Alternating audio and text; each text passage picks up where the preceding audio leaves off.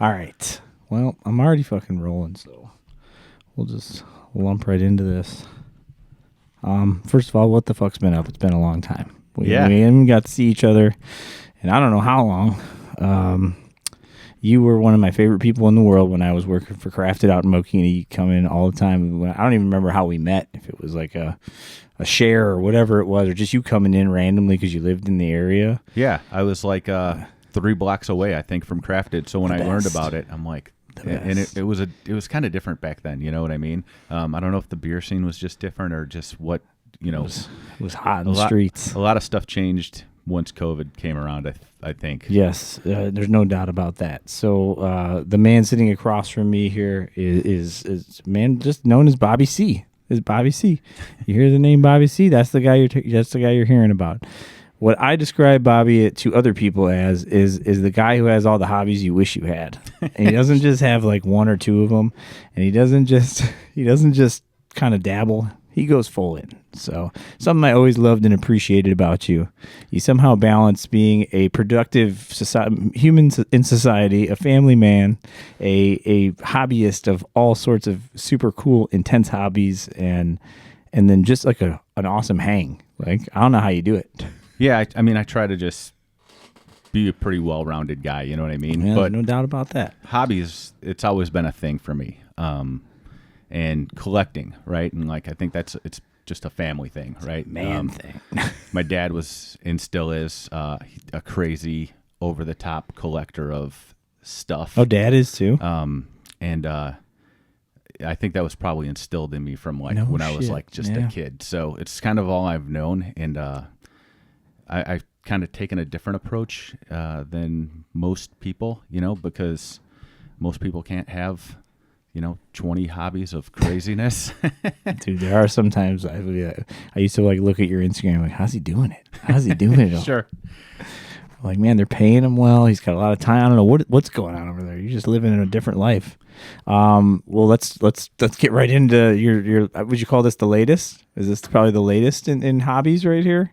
So it goes in waves. All right. I think tequila and pipe smoking right now is I saw like your Facebook picture or something as you smoking a pipe. Like, what a cool picture. It's great. I've always been a cigar guy, and a buddy of mine who's very similar to me in terms of the collectability aspect or liking to just dive in head first. He's like, hey, I'm getting into pipes, man. Here's a cob, right? Like a $5 corn cob pipe. Starter pipe. You should try this. And dude, I did it and instantly fell in love. And yeah, this is cool. 3 weeks later, I got 70 jars of, different tobacco and 15 pipes. And my wife's like, dude, you are such an asshole. Yeah, what is she thinking about? Like, you're just ripping pipes all the time. Yeah, so are you inhaling? No, hell no, dude. It's a very much like a cigar smoke, but it's way more delicate and gentle. And you don't get that cigar mouth, if you will. Okay. God, that drives me crazy. Yeah. The next day you wake up and you feel like weddings, dude. Always. Yeah. Because you're drinking booze usually, beer and booze, and then you end up smoking a cigar, and it just like paints your mouth. Well, for a long time, I hated cigars because I was always super hammered, and a buddy would be like, dude, try this. And I didn't know what it was, so I'd just try like some like crazy high Nick hit cigar, and I was instantly like spinning and felt like super hammered, and I hated it. Like, I'm like, dude, I don't like cigars. Not realizing that it was like, hey, probably shouldn't be getting like drinking like nonstop and then, coupling that with a cigar at 3 a.m. That's not a good idea. There's so many ways I could go here because I already have so many questions about everything. Let's sip this tequila. Let's do our cheers. This is how we'll kick it out. Salud. Boom. Thank you. He brought his own glasses. He brought his own booze.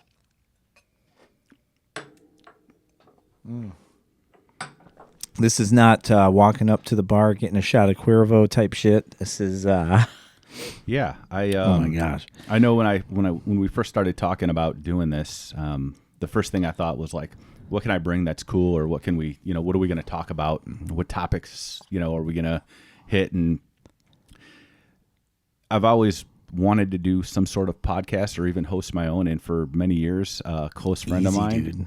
Yeah, I know. Any dumbass can do it. A close friend of mine who now lives in Texas, we had we used to get together every Friday and talk about, just we'd get together and drink bourbon and shoot the shit about whatever, and the topics would go from anything from shooting sports to God or who know. I mean, it was never like this is the lane. It was all over the board, right? And we got to the point where we were like, we're gonna call it chasing rabbits, like rabbit holes. And we'll just sit and do essentially what you and I are doing right now. You better check that out. Make sure that's not stolen. Maybe somebody's got that right now. Dude, I'm sure they do. Like there's so many podcasts. Trademark that. I know, but there's millions. Anyways, back to the tequila. Just randomly started getting into it. I, as you know, and I'm sure not millions, but tons of other people know.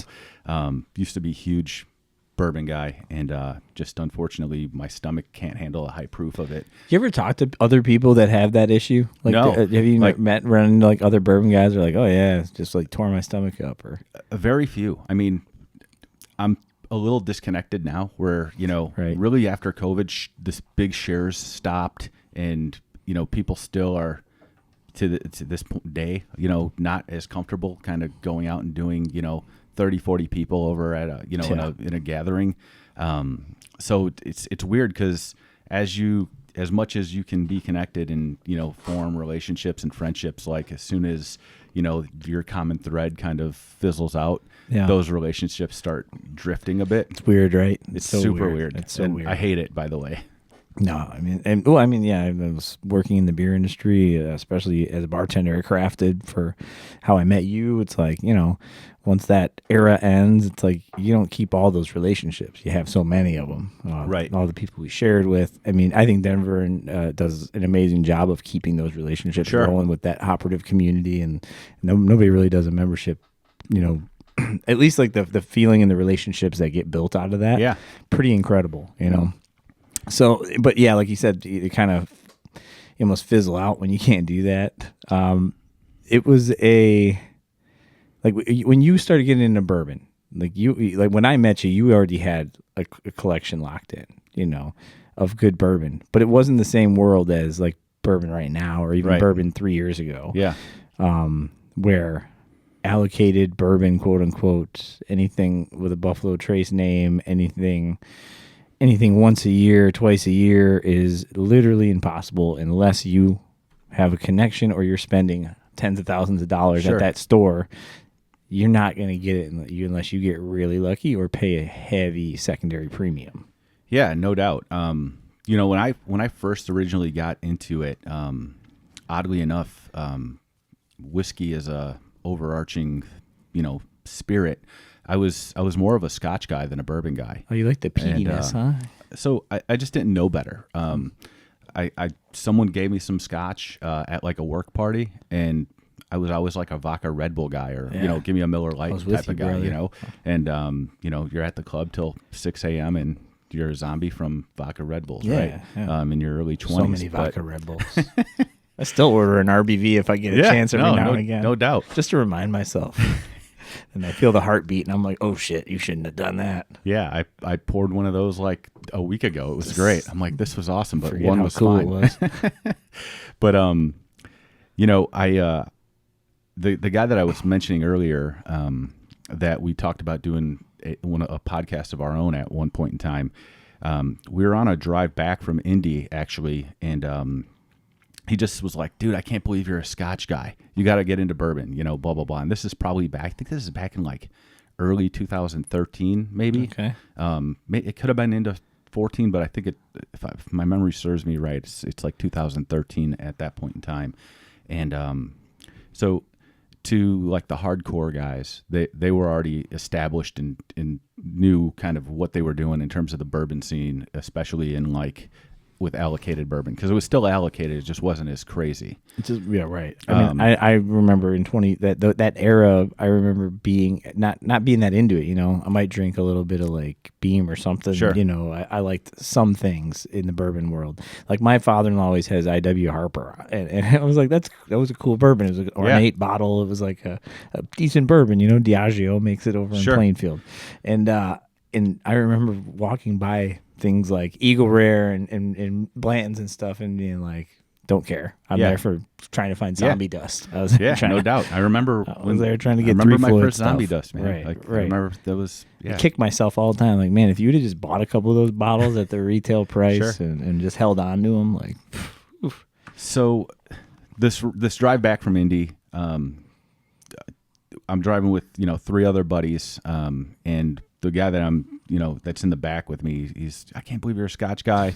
Yeah, you got to get into bourbon, and at this point in time, I wasn't extremely close with these guys, but I was close enough where like I was comfortable taking a road trip to Indy and back in a day type of thing. What were you guys what going I mean? to Indy for? You remember? Yeah, so there was the NRA convention. Oh, nice. So these guys are all hunters. They wanted to do like night vision stuff and like Throw us right into one of your other hobbies. yeah, right. So we went down there for the day, and then we ended up driving back. And these guys were like, "Hey, every Friday, by the way, just in Plainfield, like probably a mile and a half, 2 miles away from where we're at now, every Friday we get together and we do we'll try to find the best bourbon under $30." Or we'll try to find the best bourbon under $40. It went in stages, right? And I came in a little later, so I think they were at like the $35 or $40 mark at that point in time. And the first time I went, I tried it, and I was like, dude, this shit sucks. This isn't good at all. Nothing that you guys have here is good. And it wasn't that the bourbon was not good. It was just like my palate wasn't used to it. I just didn't like bourbon. And I was like, Scotch is so much better. I enjoy that a lot more. And fast forward like 2 months of that, and I was like, Friday was pretty much the only day I was drinking like hard liquor. I went back to Scotch, and I was like, dude, this is terrible. I can't drink this. You were confused. At that point, I pretty much wrote off Scotch and like just jumped in head first to the bourbons in the bourbon scene. And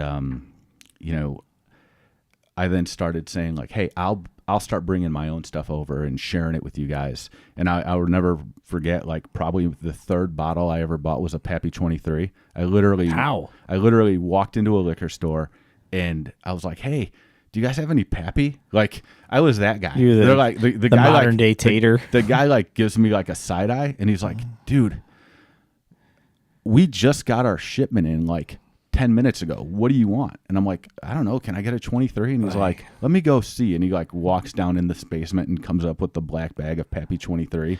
How did you know to even ask for like how educated were you at the time when you walked into that liquor store? Like how much did you know? Was that from talking to your boys? Was that from reading, just doing research on the internet? I knew the brands to be looking for at the time, right? Or like the stuff that I wanted to try. And like, again, back then you can find like Rock Hill Farms and Elmer T. Lee and the Weller 12s.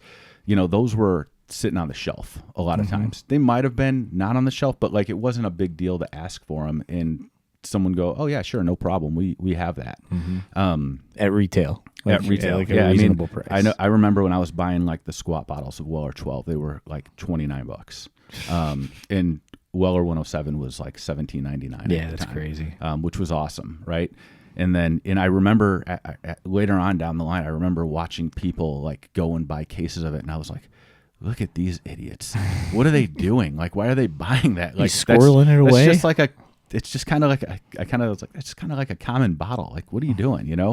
But at the same time, as I ended up getting that first Pappy bottle and starting to understand and learn more and talk to people, and then get it more ingrained in like different groups and meeting different people, just like anything, right?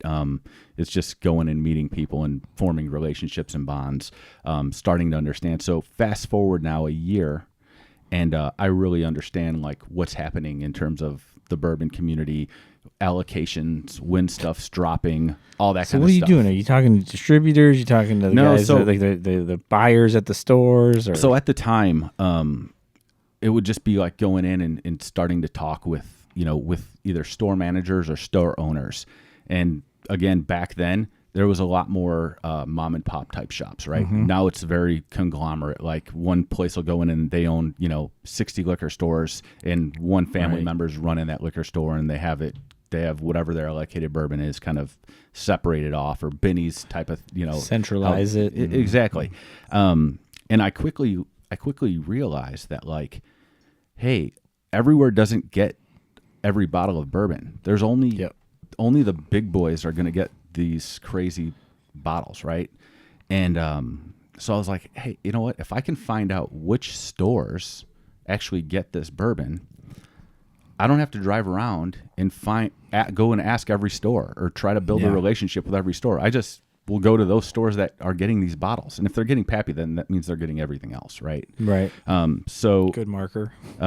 So I actually sent an email to Buffalo Trace back in like late 2013, early 2014, and I was like, hey, listen, I just moved to Chicagoland from Kentucky. I just made up a bullshit story, right? Like I just moved to Chicagoland from Bobby. Kentucky, and I used to get allocated bottles, and I'm having a really tough time finding my favorite stuff. Is there any way you can give me a list of like what stores in Chicagoland get this? And literally they sent me an Excel document with every store that gets Pappy and Buffalo Trace Antique Collection. And again, if they're getting those, then that means they're getting every single allocated bottle. They've earned it. And at the time, what I was doing for work was I was a territory manager in cellular wireless, and I'd have to drive around to stores and make sure stores were hitting certain KPIs and do certain audits in terms of merchandising and stuff like Key that. performance indicators. I like that. We're talking business now. All right. Gotta remember when you would show up after PCS stuff. You would just looking just like, pour me a beer. Yeah, Give me a drink. It was that was a wild time for sure. I mean, for sure, dangerous stuff a lot of times. But essentially what I did was I just dropped pins on Google Maps on my territory and where my stores were, and then coupled that with that Excel document that I had. And it was like, oh, this store's like 3 blocks away from this store. So like while I was working, a lot of times I could just like take a quick side trip. And when it was like 5 minutes, right, you just pop in, and like most of the time back then, store owners didn't remember what you bought. They just remember they saw you all the time. So I'd walk in and I'd just grab a bag of chips and I'd be like, hey, what's going on? And there's Bobby again. And then they're like, oh, this guy's in here all the time buying stuff. Well, like I really wasn't, right? Like I was just a dude going in there shooting the shit with somebody for 5 minutes. And they're like, this guy's like our best customer. And I really hadn't spent any money. And then, building those relationships with a lot of those store owners, they would just text me. They're like, hey, we got this. Do you want it? And I'm like, that's perfect. the dream right now for most that's perfect. bourbon hunters, right? To have that honey pot, that little spot, that person, whatever. I think like in South Chicagoland area, I probably had like 45 store owners that I was like close with that would just like, hey, bro, like, what do you want this year? You know what I mean? And it was great. And I mean, I think at one point in time you may have been at the house. I'm not sure. I know. I've been at the house multiple times. I know there's been a couple of times where it's been like after beer shares, like, hey, you want to go back and drink some, share some bourbon, and like you go down there and there's $150,000 worth of whiskey sitting on shelves, and people are like, what the shit, man. You had a disturbingly cool basement. I remember. So that's well, you and I had a morning once. We like before I opened Crafted. You like stop over. I think we opened like a King Julia's, and then you popped like an Eagle Rare 17 or something. 100% remember take that. a little sip. Take a little sip of that. I think that was. I didn't even know what I was having at the time. Really, besides I knew the King Julia's, but I didn't know anything about the bourbon you were letting me have. Now I'm like, oh, shit, I should have savored that more. Whatever. But now, one of the things that is a kind of a drawback to bourbon for me, outside of the proofing of a lot of it and it not agreeing with my stomach and me getting sick from it, is bourbon's at this point gotten to be almost like a commodity, right? So you start looking at a bottle of like Pappy 15, for example, and you're like, okay, I can buy this the bottle. One sitting on the table over there that you brought? You brought gentlemen? that to, You're a gentleman. to share that with us, for this thing. But you go, at the time you go and you buy the bottle, and I don't know, let's just say right now it's $150 retail. I don't know. It's been something like that. It's been a while since I've got it. My in-law, my wife's mom, she didn't win the Jewel lottery, and Jewel has like a bourbon lovers page, and she didn't win it, but she emailed them back and was like, oh, do you have a list of the winners? And they're like, oh, we'll put you in the second chance. And they called her like the next day, oh, you won the second chance. So she got a bottle of Old Rip 10. Yeah. And it was $129, I think. So you got to figure that's at least $160 probably. Yeah. I mean, I remember when those were $49. You know what I mean? Right. And we used to joke all the time. There was a group of us that almost had the Chicago bourbon market cornered, and we'd joke around and be like, we use those for mixers, Right. And those are our old-fashioned bourbons. But to the point of the commodity piece now is it's hard to look at a bottle when you know that on the secondary market there's someone willing to give you, $1,800 or $2,000 for something you paid $150 for, and you're like, is it really $2,000? I mean, $2,000 is sometimes that's a couple months of pay for some people. You know what I mean? Yeah. Where it's like that's crazy. So it's out of hand. It's why I kind of took a step back. I saw some 23s going for 45, 5,000. And it's a wild time. I think the market is softening a little bit from what I've seen, but I think that's across the board, just with economic stuff happening. Even last night, my local Jewel that's 5 minutes from the house, I went in there just ask, because it never hurts to ask, and I don't like to be that guy because I'm not like that big. I'm not spending a shit ton of money at their in their liquor section, but I thought I'd ask. You never know. You get lucky. Yeah. Store manager was out there at 6:00 in the afternoon or in the evening, helping reorganizing something. I was like, hey, nobody's back in the liquor department. You guys happen to have any of these bottles? And he went through a whole thing, and then somebody comes back up. They're like, well, we don't have what you're asking for, but then they came out with like arms full of like Eagle Rare, Green Label Weller. They didn't have any Blantons, but they had E.H. Taylor, small batch, and they had mid winters dram. And I'm like, all right, that's better than a lot of times when I walk in and they're just like, no, we don't have that. Sure. Like, don't ask us for that. So yeah, man, that was kind of my my whole bourbon journey, and for 10 years or so, or whatever it is, 9-10 years, it's been a fun hobby, but I'm not enjoying it as much, and I've really moved into the tequila stuff, partly because it reminds me of bourbon back in like the early 2013. It's still kind of an untapped thing. You could still walk in sometimes and find a lot of allocated stuff sitting on the shelf, and there's not really a crazy secondary market for it. There's some, but like I don't feel guilty about cracking open whatever it is that I've found, where if I really wanted to treat it like a commodity, I can just cellar it for 5 or 6 years and probably crush it at some point, because I feel like there's a lot of migration from bourbon guys over to tequila, and even beer guys. A lot of beer guys went to bourbon, and they'll eventually swing over too. Or they went to seltzers. Or that.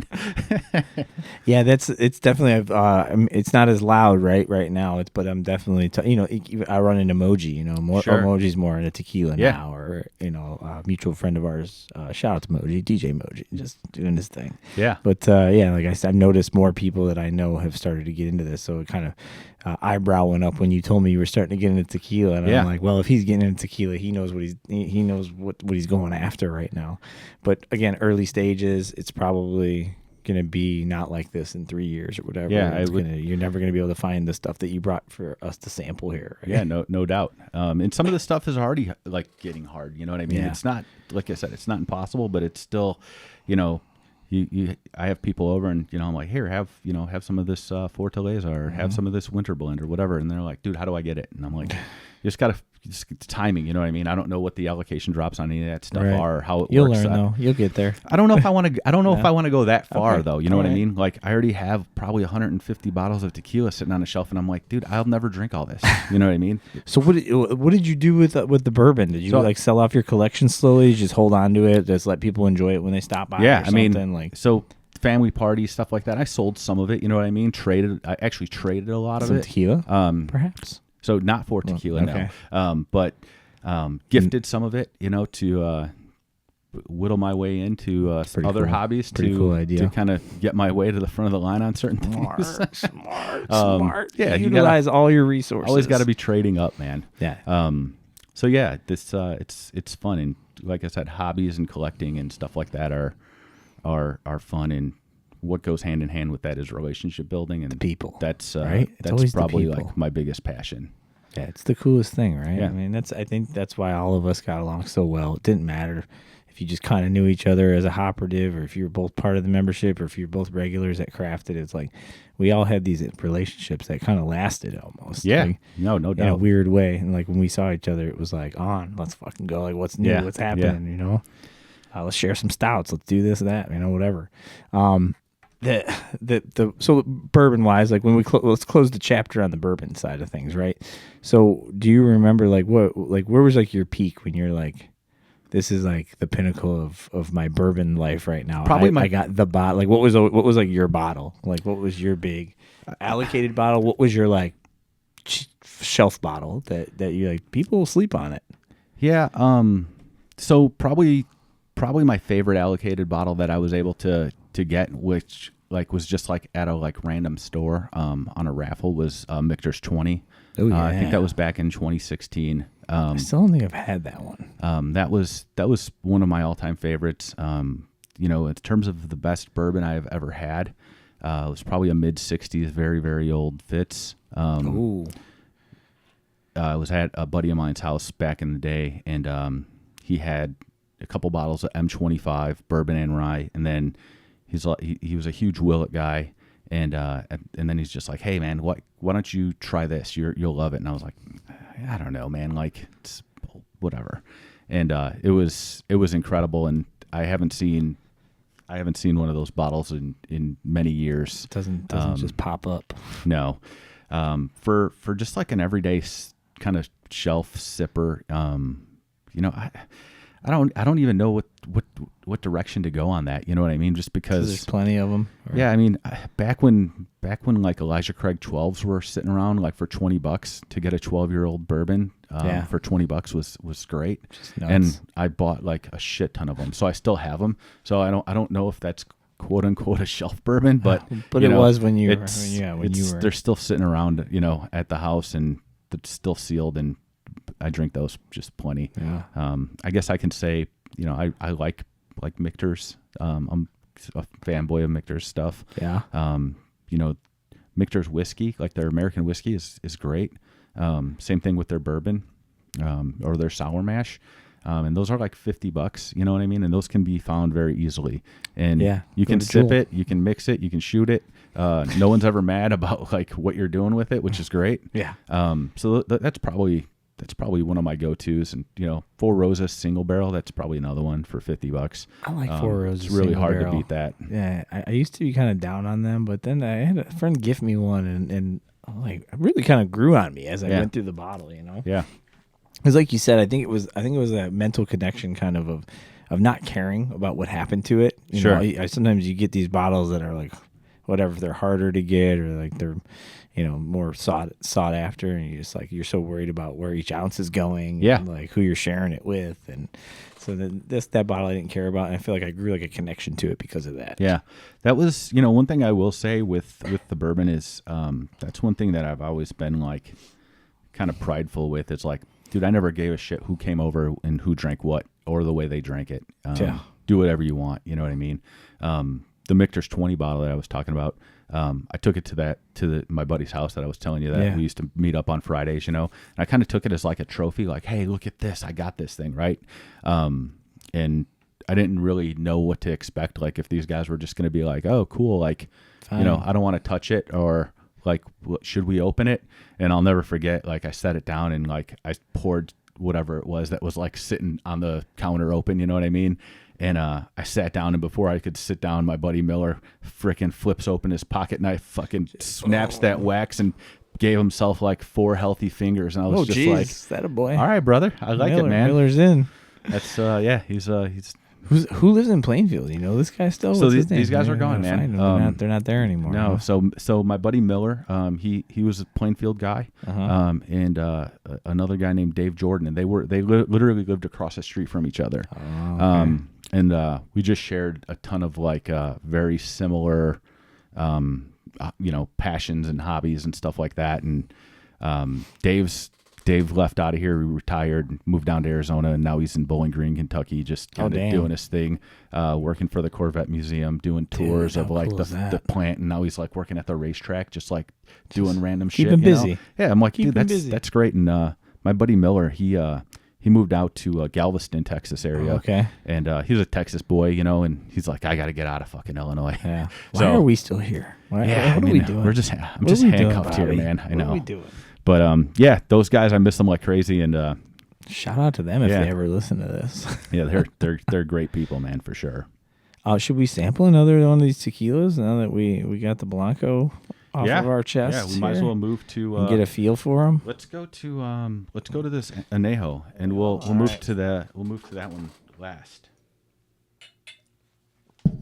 So I mean, I'm not a expert or even a novice when it comes to tequila. So that was to me cleaner than a shelf bought tequila that I might have tried in the past. Sure, but still like got some heat to it. It's it's gonna give a little burn to it.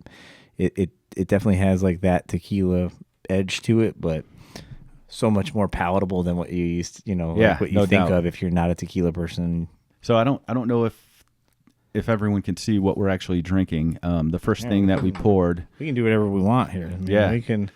I'll hold up this one. Yeah, this guy right here. Poured here, we can go right to the center start camera, and you was, can give him on the double shot here. Yeah. These are the 3 Fortaleza bottles that we'll pour and just sample. But the first one's just a regular Blanco, and then a straight anejo, and then I brought a 2023 Winter Blend, which is their like limited release yearly bottle. And what makes it a winter blend? I don't know. There's like it's a little heavier, a little bit warmer. They give you the recipe and all the shit on the back of the bottle, like grain bill, all that. I never gave a shit enough to like read through it. I hear you. But anytime I have people over for like tequila tastings, the first thing they're doing is reading like the back of the description on all the tequila bottles, and it gives you the whole deal, right? So. Is there? I mean, again, like I know you don't claim to be like an expert on tequila at this point, but you are really getting into it. Do they? What's like a normal proofing or So all the tequila, just like your straight tequila, is 80 proof. Okay. And that's one of the reasons why I really gravitated towards it lately, is because there's a big difference between drinking 80 proof tequila and 130 proof bourbon. You know what I mean? Oh shit. Man. It's just easier for me. And I can drink more of it without like just being like out of my mind. Yeah. Right. So that's first and foremost. There's a ton of Blancos though that are getting overproofed or high proofed, and they're coming in at like the 104, 108, right in that level of different proofings. So you get the purists now that are like, I'm straight Blanco all the time and going high proof as high proof as I can, for the same reason why people really went to the high proof bourbons, because they're just deeper and richer. Right. But for me, it's not really about that. It's more the enjoyment of being able to drink and not feeling like I'm gonna die. Now, have you noticed that? Like I've noticed just in the podcast that I listen to, obviously you're seeing major celebrity influence on tequilas. Yeah. Between obviously George Clooney years ago with Casamigos and the Rock's got Terramana and all that. Yep. You're seeing these brands come out. I am hearing things about like it being better for your health in general. Yeah. So I think I've heard a ton of that too. It's all coming just straight from a plant for the most part, right? Depending on what kind of tequila you're getting. Yeah. So a big thing with the tequila market right now is additive free, right? Like, so tequilas that have additives in it, whether it's sweeteners or dyes or whatever it is, versus stuff like I brought here today that's just straight clean, no additives at all. So like if I go buy a bottle of fucking Cuervo Gold off no. the shelf, there's additives like a motherfucker Absolutely. in this. Yeah, there's dyes in there, there's sugars. Who the fuck knows what else is in there? Mm-hmm. Same thing with all the like celebrity tequilas for the most part, right? Like Casamigos, they're all gonna have sweeteners and stuff like that. And for a while, Tequila Matchmaker, it's an app, they would list all the additive free tequila so you can quickly identify what was what. And there was this big controversy that like, hey, you're not allowed to do that anymore. So they had to take all the additive free badging and labeling off their app for whatever reason. I'm big not sure. Tequila. Trying to control that market. Exactly. It's fucking wild. Everything, dude. Everything. It's crazy. Doesn't matter what market, what thing you're talking about. There's somebody trying to shut down the right thing, is what I would call it. No doubt. Right thing to do. So yeah, man, the tequila's been fun for the last year or so, and just like with bourbon, I've formed a bunch of new friendships, and it's been really cool to just kind of get ingrained in a new spirit and kind of get my eyes open to something that at one point in time I disliked a whole lot. Right. It's interesting, right? Because most people's connection with tequila is like, oh, I can't drink tequila. How many people do you know that are like, oh, I can't drink? Right. Don't bring out tequila for me. No, not that. I'll end up punching some. Like so many people have that kind of weird mental connection to tequila. I used to have that, and now, I mean, I think the biggest thing with tequila is just like it mellows me out, man. It's just I'm kind of chilled out, and it's fine. You know what I mean? I don't, even if I drink a ton, I don't wake up with a hangover. And these days, if I'm drinking a ton of really almost anything else, I'm out of commission for days. You know what I mean? Where it's like, dude, I'm not 30 anymore. No shit. So yeah. So, and just, this is totally juxtaposed to my podcast in general, because every time I tell somebody about the show, I'm like, it's built on storytelling and not avoiding a long story. Tell the whole fucking story. Sure. That's why I'm here. But I'll almost ask you for a Cliff Notes version of, because just for maybe what Reposado, Añejo, Blanco, like what are some kind of quick little things for new people to be like, oh, well, Blanco's going to mean this. So Blanco's just going to be your silver, right? That's going to be, nothing in the barrel, right? It's not going in a bourbon barrel after they do the distilling of it. So that's like essentially your most pure form of tequila, right? Okay. Your Repo is your second in line, where it's aged in a barrel, but not as long as Añejo. Is it like virgin French oak barrels? Is it used barrels? Is it just charred, like kind of standard barrel? Yeah, I believe it's coming out of like just like a French oak barrel. I don't know if it's already been, like we like the beer world, right? Like a stout, like, hey, I got a Pappy barrel. Let's age some, let's put some stout in there or whatever. I don't believe it is, but at the same time, I mean, it very well may be. There'll be some of that happening. Yeah. That'll be a trend at some point. Yeah, I know. So we got Blanco, Rep, and then Añejo is that a timing? Yeah, so I think I want to say like 6 months or so is like the Repo level, and post that is Añejo, and then you got like your extra Añejos, which are like this Tears bottle that I brought, and you can definitely see the coloring difference, right? Different, visually. Just color wise, I mean, that looks like a dark bourbon, like a tea. And so a buddy of mine, when I first got into tequila, was like, "Hey, listen, this is kind of the segue tequila for bourbon lovers to get into tequila."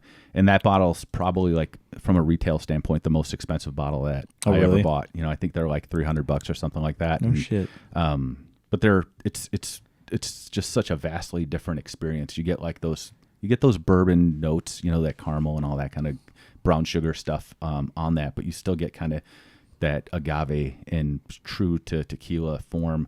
And it's just interesting because that there is no additives in that either, right? So like what you're tasting is literally the process and the barreling of it. So how the hell you go about now finding out if there's additives, if there are no labeling, like how do you do the research for it? Yeah, so I think like there's a few things. So all tequilas have a NOM number on the bottle. So typically you can associate different brands with that NOM number, and that NOM number will also identify very like characteristics a lot of times. So you'll know like, hey, 1123 or whatever, name. Hey, you tried to explain the NOM before we started rolling to me, so maybe give a quick little. Yeah, I mean, I guess like the easiest way to do it like a lot, almost. Yeah, the way I guess the easiest way to do it is like you have Buffalo Trace in the bourbon world, right? And then under Buffalo Trace, you have your EH Taylors, and you have your all these other brands, right? Buffalo Trace, Eagle Rare, Pappy, all these things. So like I oftentimes think of like NOM numbers as like that distillery, and the branding of those fall under that distillery. However, the brands can change from NOM to NOM, depending on the year. So like they may say like, hey, I'm leaving here and I'm going to get this NOM. I think a lot of it has to do with the different agave plants that, based on where those that stuff is located at. The water that they're using in it may change. Some may be well water, some may be, different types of water sourcing. So it's going to obviously change the taste also. But like if you look at the NOM number and you find a NOM number that, you can typically draw some parallels between branding and flavor profiles for sure. Do you have like a tequila mentor? Like, do you have somebody that you really respect that you go to with questions or like that help get you started? Yeah, so when I first got started, Adam Kamen down at Off Premise, downtown Chicago, he owns a little liquor store. It's like a boutique joint. He was kind of the first guy that really was starting to push tequila on me. And he's like, dude, I just know how you are. Like, you just need to come down here and try Everybody this. knows how you are. He's like, you need to get into, mezcals and just trust me, come down here. And I went down and the mezcal's like the smoke, right? Like that's yeah, it's I think it's just a different process, right? Like it's sometimes like they age that shit in like cow hides and all kind of weird shit. Oh, shit. I don't know. I don't know the full process of it all. But it's in the family, I guess, of tequila, but I wouldn't say it's definitely not tequila. Yeah. But Adam was kind of just that guy that like I went over and he's got a table full of fucking different bottles. He's like, dude, whatever you want to try. He's like, these are all open. We sample them out here and there. Reps come in, I'll let them try stuff. This, right.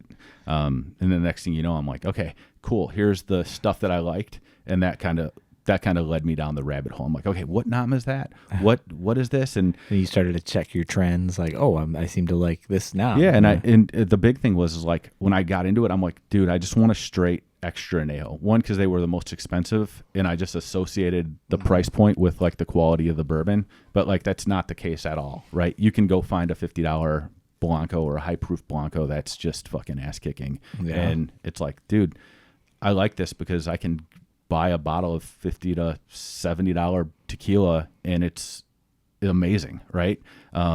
Whereas like you want to do that with bourbon, you can, but like you're never gonna get that flex, right? You're like, oh, I gotta spend. And that's so important. I gotta spend this amount of money for that. So yeah, that's kind of the quick overview of kind of who kind of drug me into this craziness. And from there, it's like anything else, man. I call it hyperfixation. I think it's a form of OCD. You're diagnosed with it. Yeah. Once I get passionate about it, or I start looking at something, I'm like, this is what I want to learn about this, right? And whoop, down the rabbit hole, and the next thing you know, you think you know everything, and then you talk to someone that does know everything, and you feel like a dumbass, and you're like, now I really need to, I gotta talk to this guy more, So yeah. So what do you like? All the things, right? We talked about a bunch of little pockets and hobbies and rabbit holes, and but like, what does your wife ever look at you like? Oh, we know where this is going. Is that every single time? She's like, every time. Well, I know where this is going. Just completely understanding, like, and I know you, and this is where it's going.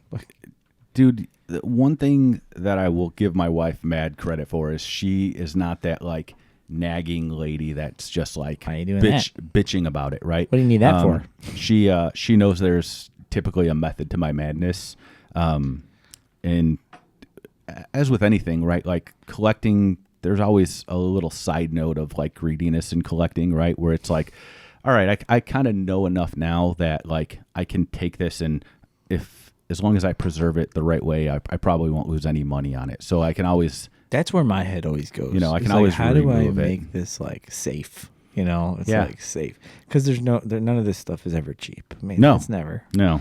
None of these hobbies, nothing awesome is ever cheap, right? I've had many people tell me, and I tell people all the time, just try to pick one expensive hobby and you'll probably be okay. Yeah. But like when you try to be conservative about it, and like do your best you got to work at it. Yeah, it never works that way for me. You know what I mean? It's I know you. It's just like one week, and it's like, holy shit, dude, you just did that in a week? Like, yeah, somehow. Yeah, kind of. Somehow. Yeah, you put the work in.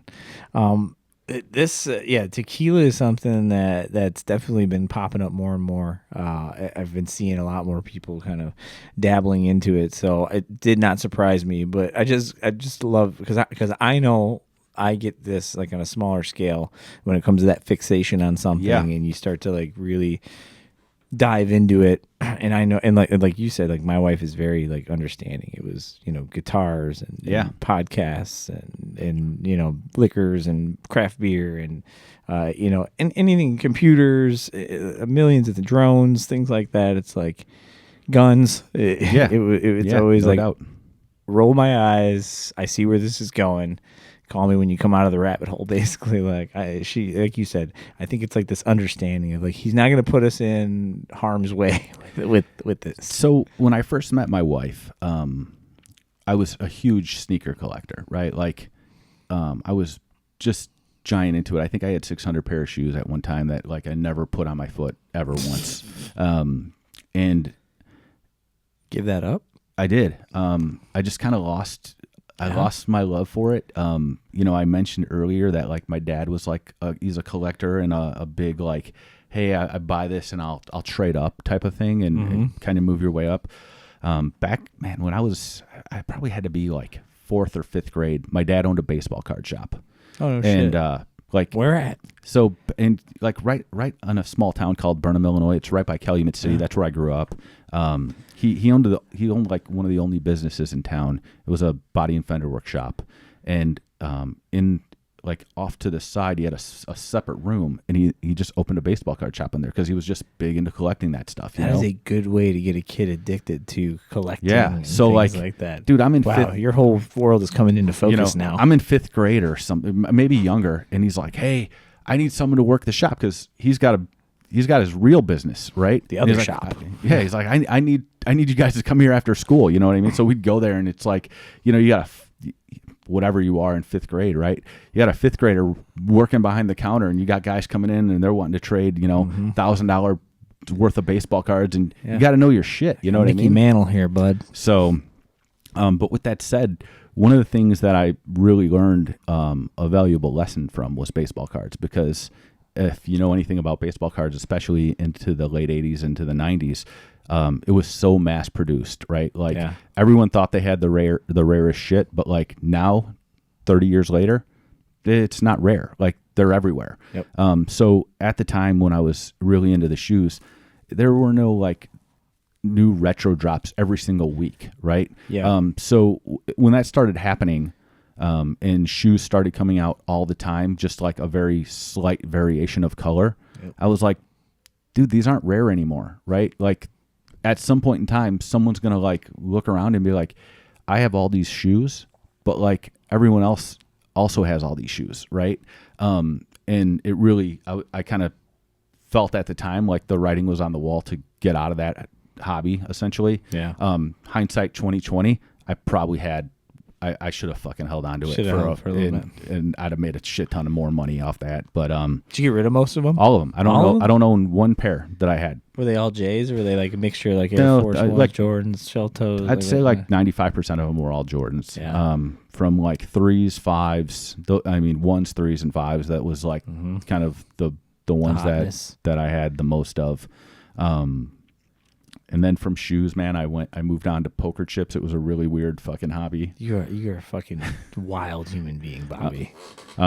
Had Poker chips. Had some awesome poker chips. What do you got? Tell me more about this. Dive into that. So kind of during the poker craze, when everyone thought they were going to be a professional poker player. How about it? That was great. It was awesome. Everybody was hosting a poker tournament. It was amazing. So much fun. Everybody had like a decent table and a decent like rack of chips. So, dude, when that happened, I bought like a legit casino poker table. Of course you did. Yeah. Had that set up in my basement. I go and I like zero surprise on my face. And like I always noticed there was something weird about like home poker chips and like casino poker chips, right? Like they just weren't the same. Like you got these plastic home poker chips, and then you got like the casino chips that are like they just feel different, right? The weight, the whole everything. Like, so I'm like, dude, I need real ones. I don't want this plastic shit in this silver suitcase, right? Like that everyone had. Right. So I start doing, especially if you have a casino table. Start doing some research, and I'm like, oh shit, there's like 3 major poker or casino chip makers in the country, and Polson was one of them, and so they made this poker chip set called Les Polson Noirs. And at the time, like they just stopped making them, so like getting them at retail wasn't a thing. And I'm like, back down this fucking rabbit hole, right? I'm like, all right, how do I find these? So I'm searching out eBay. I'm looking all over. I'm finding. Deep down, you knew you were gonna find them. So at one time, I think I had the largest Les Polson Noir poker chip set like in the country, and it was fucking great. And I think at the time I was buying them for like 50 cents each, and by the time I sold them, I think I sold them for like $6 a chip. It was great. Oh my God.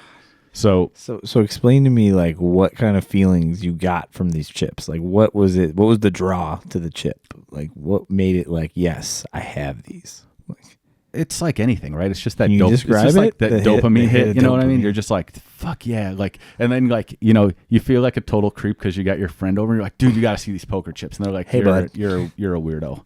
I guess, Bobby. But So I bought those, man, and then I just start chasing, right? I'm like, what else can I find? At the time, Empress Casino right here in Joliet, right? They just they just closed.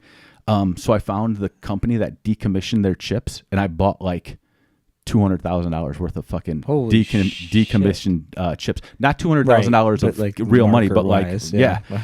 And I learned a ton about like random fucking things about casino chips that I never knew because like what? What are some facts that all right, you so can like drop on us? one thing I didn't know that I think is really cool about this is on casino poker chips, there's literally a like laser etched code on every single chip that you can't see unless it's under a black light. Oh my god. So like, you know, when you go up to the casino cage and you know, the dealer like or the person that's like cashing you out, they like kind of flip their hands over, right? Yeah. And I always thought that was because they wanted to show that they weren't stealing any of it, right? Like, but that's not nothing up really my why it's sleeve, there, like- right? Because they kind of move them over so you can see every chip almost.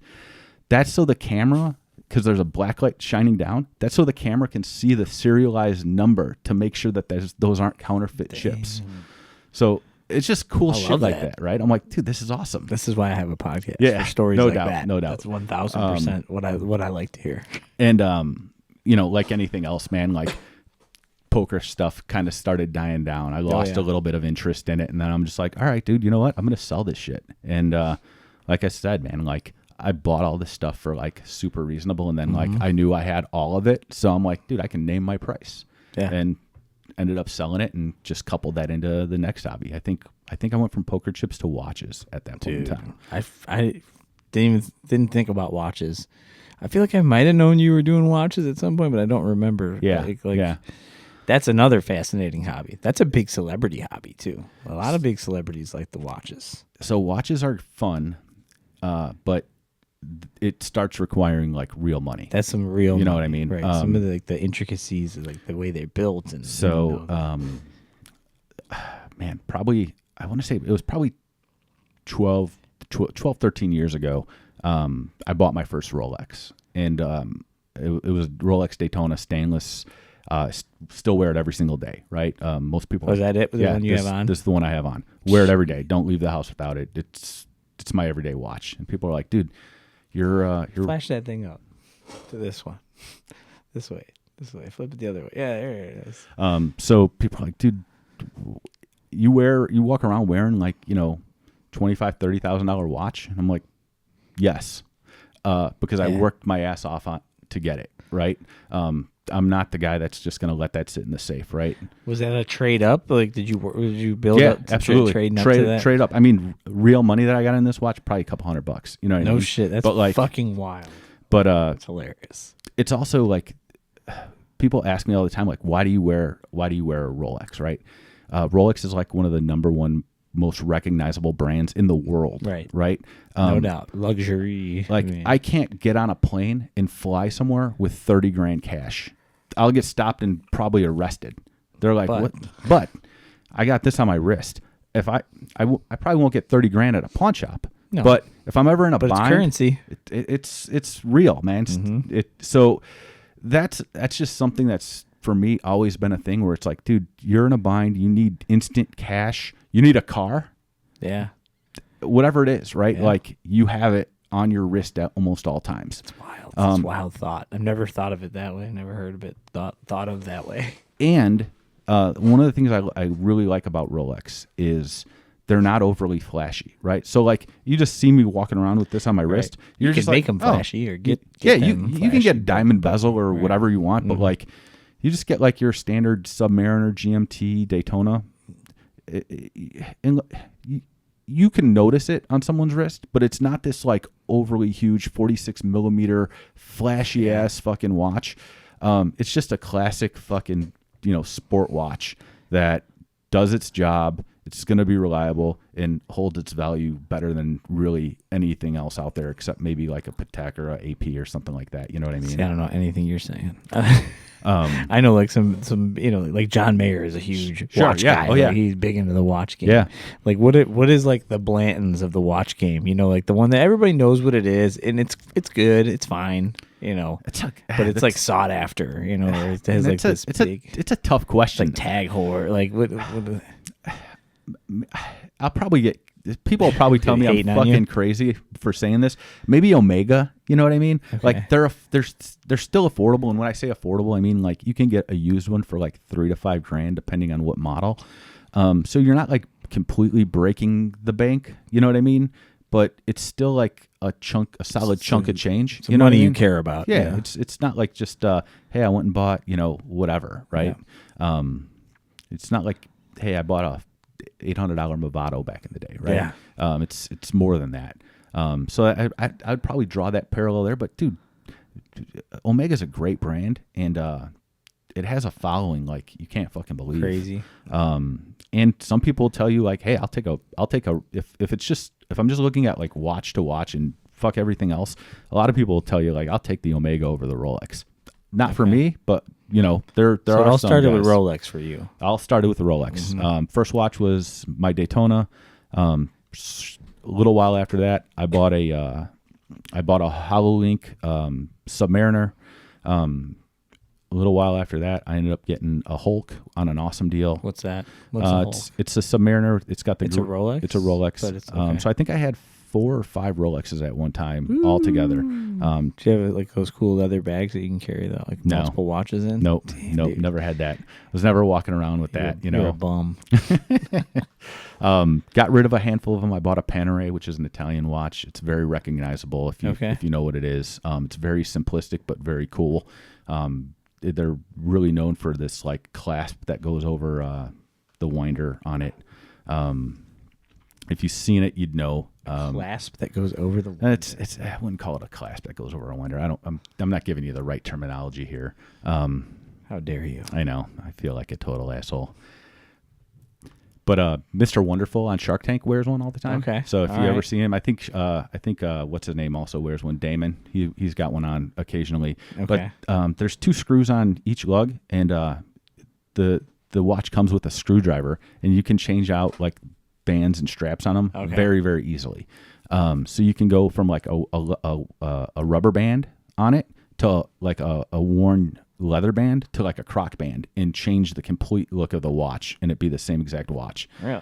So you can go like straight, I'm wearing this with a suit, or I'm wearing this around, with like a jeans and tee type of thing. It's super versatile, and it just kind of lets you get by with whatever you want to do. What are like that? What do you keep up with that hobby at all? Do you don't collect anymore? But like, do you keep up like with what's going on in it?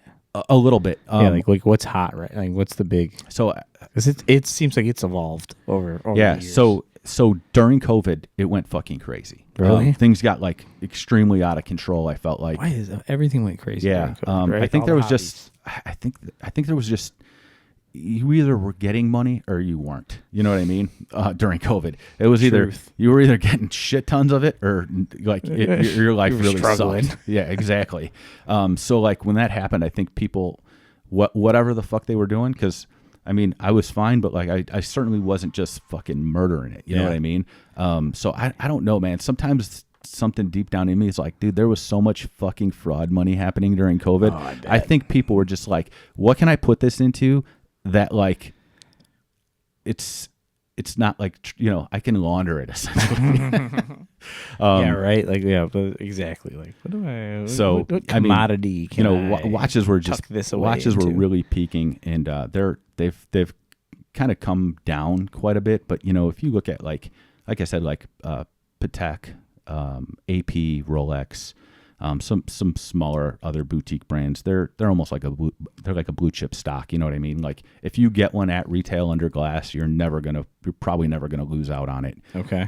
The challenge is fucking getting it right. It's walking into the store and finding that bottle of Pappy for $150. Well, how often does it happen? It's pretty tough to do. So like, what are the draws on the watch? Like, what is the big what are the markers of a watch to be like that makes it valuable? Yeah. So I think there's like a handful of things. One, complexity of the movement, right? Rarity, name brand and recognition, right? Okay. Like, dude, there's so many people that just want the flex. You know what I mean? Like, ultimately, I get it. they're like, hey, I want this, right? The flex is cool for me, but ultimately, like I mentioned, the biggest thing for me in Rolex especially is just that, hey, I have a trading piece at all times that I know I'm never going to lose money It's on. kind of a based wild off way of to think of it. what I bought. I kind of like that. Yeah, no doubt. And I remember when I posted like a picture and I had like, I think I had 3 or 4 Rolexes like on my wrist at one time, just to be an asshole. And a buddy of mine posted, and this guy is he mad at you? He was like, he was very pissed off. This Texas guy, and he's like, dude, I don't know why the fuck you always got to do this stuff, right? He's like, you always got to show off, like, this, right? Okay, so like, I kind of felt bad about it, but I'm just like, dude, it's not about that. It's not man. that. It's not about that. And dude, I had to work my ass off to get this stuff. It wasn't like it was just gifted to me, right? Right. That shit takes time away from friends, family, and other things. So yeah, man, I'm gonna flaunt that shit proudly because I worked my fucking ass off to get it. It's cool too that it makes sense that you wear the one. Yeah, every day. The first one, wear it every day. I still have, like I said, my Panerai. I wear that occasionally. One of my best friends, Josh, has it right now. He's like, what's Josh doing with it? He's had it for like a year and a half. You been doing some work on it? No, he was over at the house and he's like, man, he's like, can I try your Panerai on? Like, I just want to. I've been thinking about getting one and I want to try it on. And I'm like, the band that I had on it was getting really worn, and I'm like, I need a new fucking band. And like a band's probably like $500 for it, right? So it's not like a cheap thing, but it's not like a break the bank thing. Okay. For a $6,000-$7,000 watch, right? So I'm like, dude, just take it. Like, you can fucking use it until I need it. But the only thing I ask is that you just buy a new band for it, and you can use it for however long you want until I want it back. And I honestly, I always forget that the fucker's got it. And I'm over at his house almost every weekend. You know what I mean? I'm at least 3 times a month, bro.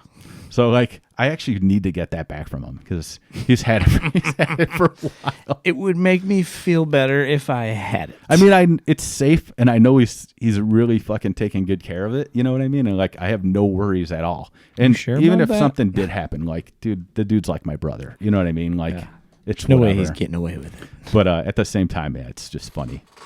But yeah, he's had that thing for a while. And then I have a Ball Trainmaster, and that's just it's an American-made watch, Swiss movement, has a ton of jewels. It has something called a hairspring in it, which makes it a little bit more shock absorbent. Okay. It's more of a dress watch than a casual watch for me. So I wear it least of all my watches. But it's a very cool watch, and the history of it is very, very cool too. So back in the railroad days of the United States, there was no real great way to essentially tell time, right? Okay. Or keep on a schedule for the most part as far as trains go. So we needed a watch company that was going to make a watch that kept very accurate time here in the U.S. Talking like 1800s. Talking about like the railroad. Vanderbilt era, right? Okay. So Ball comes out and they make this first thing. So like when you hear "get on the ball," they're talking. That's where that saying came from, right? It. Which is cool, right? So Ball Trainmaster, train watch, very, very cool. Very, for me, it's very dressy, and I love that thing. But I don't wear it a ton because I don't, outside of going to work every day and getting dressed up, I typically hate wearing like dress up shit, right? I'm a jeans and a tee guy. The less I have to think about shit, the better. That's fair. You don't want to, you're trying to. I'm not trying to be a suit and tie every day type of guy. All I think about every day when I'm at work is just fucking, working and making sure I'm doing a good job and doing my thing. So like when I don't have to think, like simplicity, right? Like, dude, just give me a pair of jeans and a tee, and that's it. Some fucking sneakers, and that's it. Well, last time I talked to you, you were working for Metro PCS. What are you doing now? Yeah, so whatever you can talk about. So I work for a company that very, very close friend of mine It's actually my son's godfather. His family is very involved in the company. We're an ESOP company, so there's no real owner, like the employees own the company, but they're essentially the controlling arms of the company. And after a couple crazy ass incidents of things with my previous job, I was like, dude, I can't do this anymore. I'm gonna end up getting killed at work.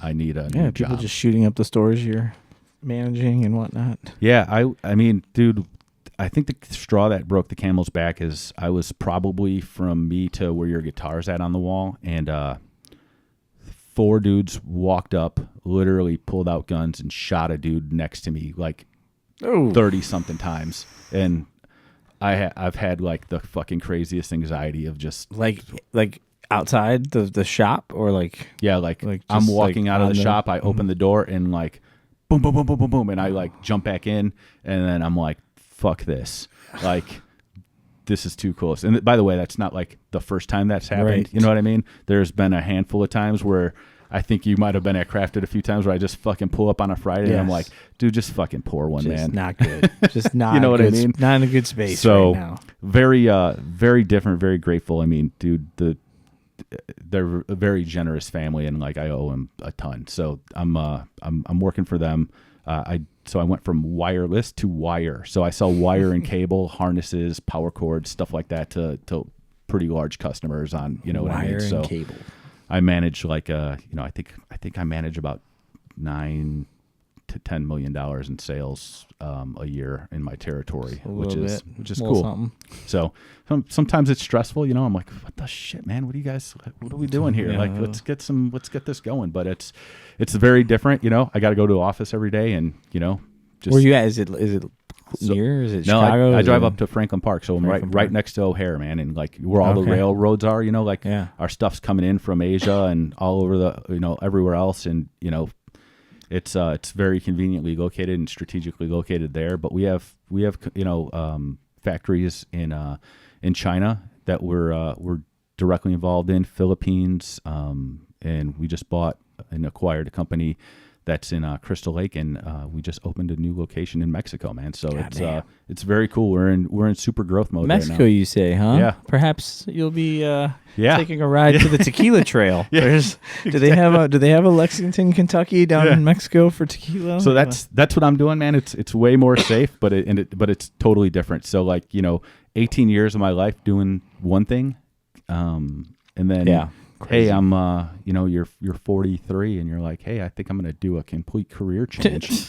It's very humbling and eye opening at the same time. And I'm not the guy that loves to be like, hey, how do I do this? How do this? Yeah. But like even 2 years or 2.5 years in now, I still feel like I'm like, hey, how's this? What's this? You know what I mean? Getting there, man. I swear. And it's going great. But at the same time, sometimes I feel like a dumbass. You know, I'm like, dude, I mean, this is crazy. You'll have this shit locked down in no time. I'm getting there. Yeah, you know, I'll be all right. I'll be all right. So yeah, man, that's what I'm doing now, and it's been great. Like I said, just getting to go to work and actually knowing where the money that, you know, I'm helping generate for the company is going. It's not, you know, I'm not a number in a 60,000 employee corporation where you're chasing a carrot and, you know, they don't give a shit about you and they can reorg and lay you off or tell you. They do not care. Yeah, no, they don't. So, you know, working with, you know, up front, probably 15 people, and, you know, you got, you know, a couple hundred factory folks working in the back warehouse. It just feels like a family, man. Good. You know, and you also want to work harder for it. You know, it's just no doubt, right? You know, like, hey, this is you're accountable. Man. This is awesome. So yeah, it's great, man. I'm enjoying it, and it's probably where I'll retire. But fucking sweet. With that, I'm handcuffed to, you know, Illinois and Mokina for the next little while. So yeah. Well, now, since we're talking about family, is it Willet? Is that what's that one? Yeah. I don't think I've ever had this bottle. Yep. So this is a Willet. It's barrel 1335. It's a 13-year, 119 proof. This is the old Willet. It's not you know, the the new stuff. This is shortly. It's not pot still or No, so Willet changed their labeling. They used to have their letters used to be block letters. So this is like slightly after they moved away from the block letters, where it was like the most desirable Willet bottles ever.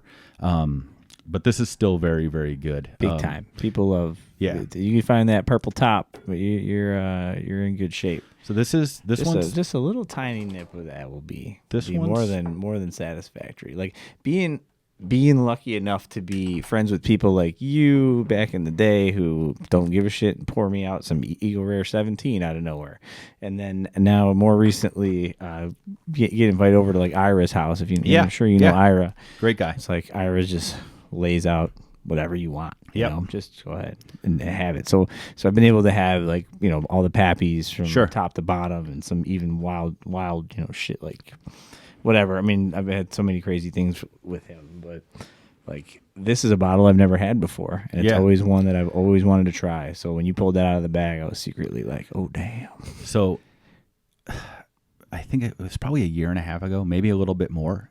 Craft had a big bottle share, and I brought 2 bottles of Willet and a Pappy 15, and I didn't tell anyone. I just laid them up on the counter, and I just was like, "Hey, whoever wants to drink this stuff can drink it, and whoever doesn't." And like the Pappy 15 was gone in like 15 minutes. It was fucking gone. Greedy sons of and bitches. Dude, most people didn't touch the Willet stuff. Yeah, and it was great because there were a handful of like real bourbon guys there that were like, dude, I can't believe no one's drinking this. Was Jamie Hernandez there that night? I feel like I saw him post a picture of that bottle at some point. I'm like 99% sure he was. In both bottles, he would be a guy that would appreciate that bottle. Yeah. I love me some Heim time. I know. Moji was pouring these. I think Ira had a couple pours. Moji knows his shit. Moji knows his booze. I think Matt was there, and he may have poured a little bit too. But like I said, man, I've always been like the guy that's just been like, I don't give a shit, man. That's a nice bottle. Just drink it and enjoy it. You know what I mean? That's a real nice bottle. You started talking about family owned and family feelings, and I was like, oh, that's family estate. Yeah, that family estate, will it, baby? Yeah, no doubt. Yeah, boy. All right, so transitioning, drinking whiskey, you might as well go to the maybe the most cowboy of your hobbies, the fucking 1911's. Maybe the coolest hobby ever. Like, I don't know. Was it one of your top?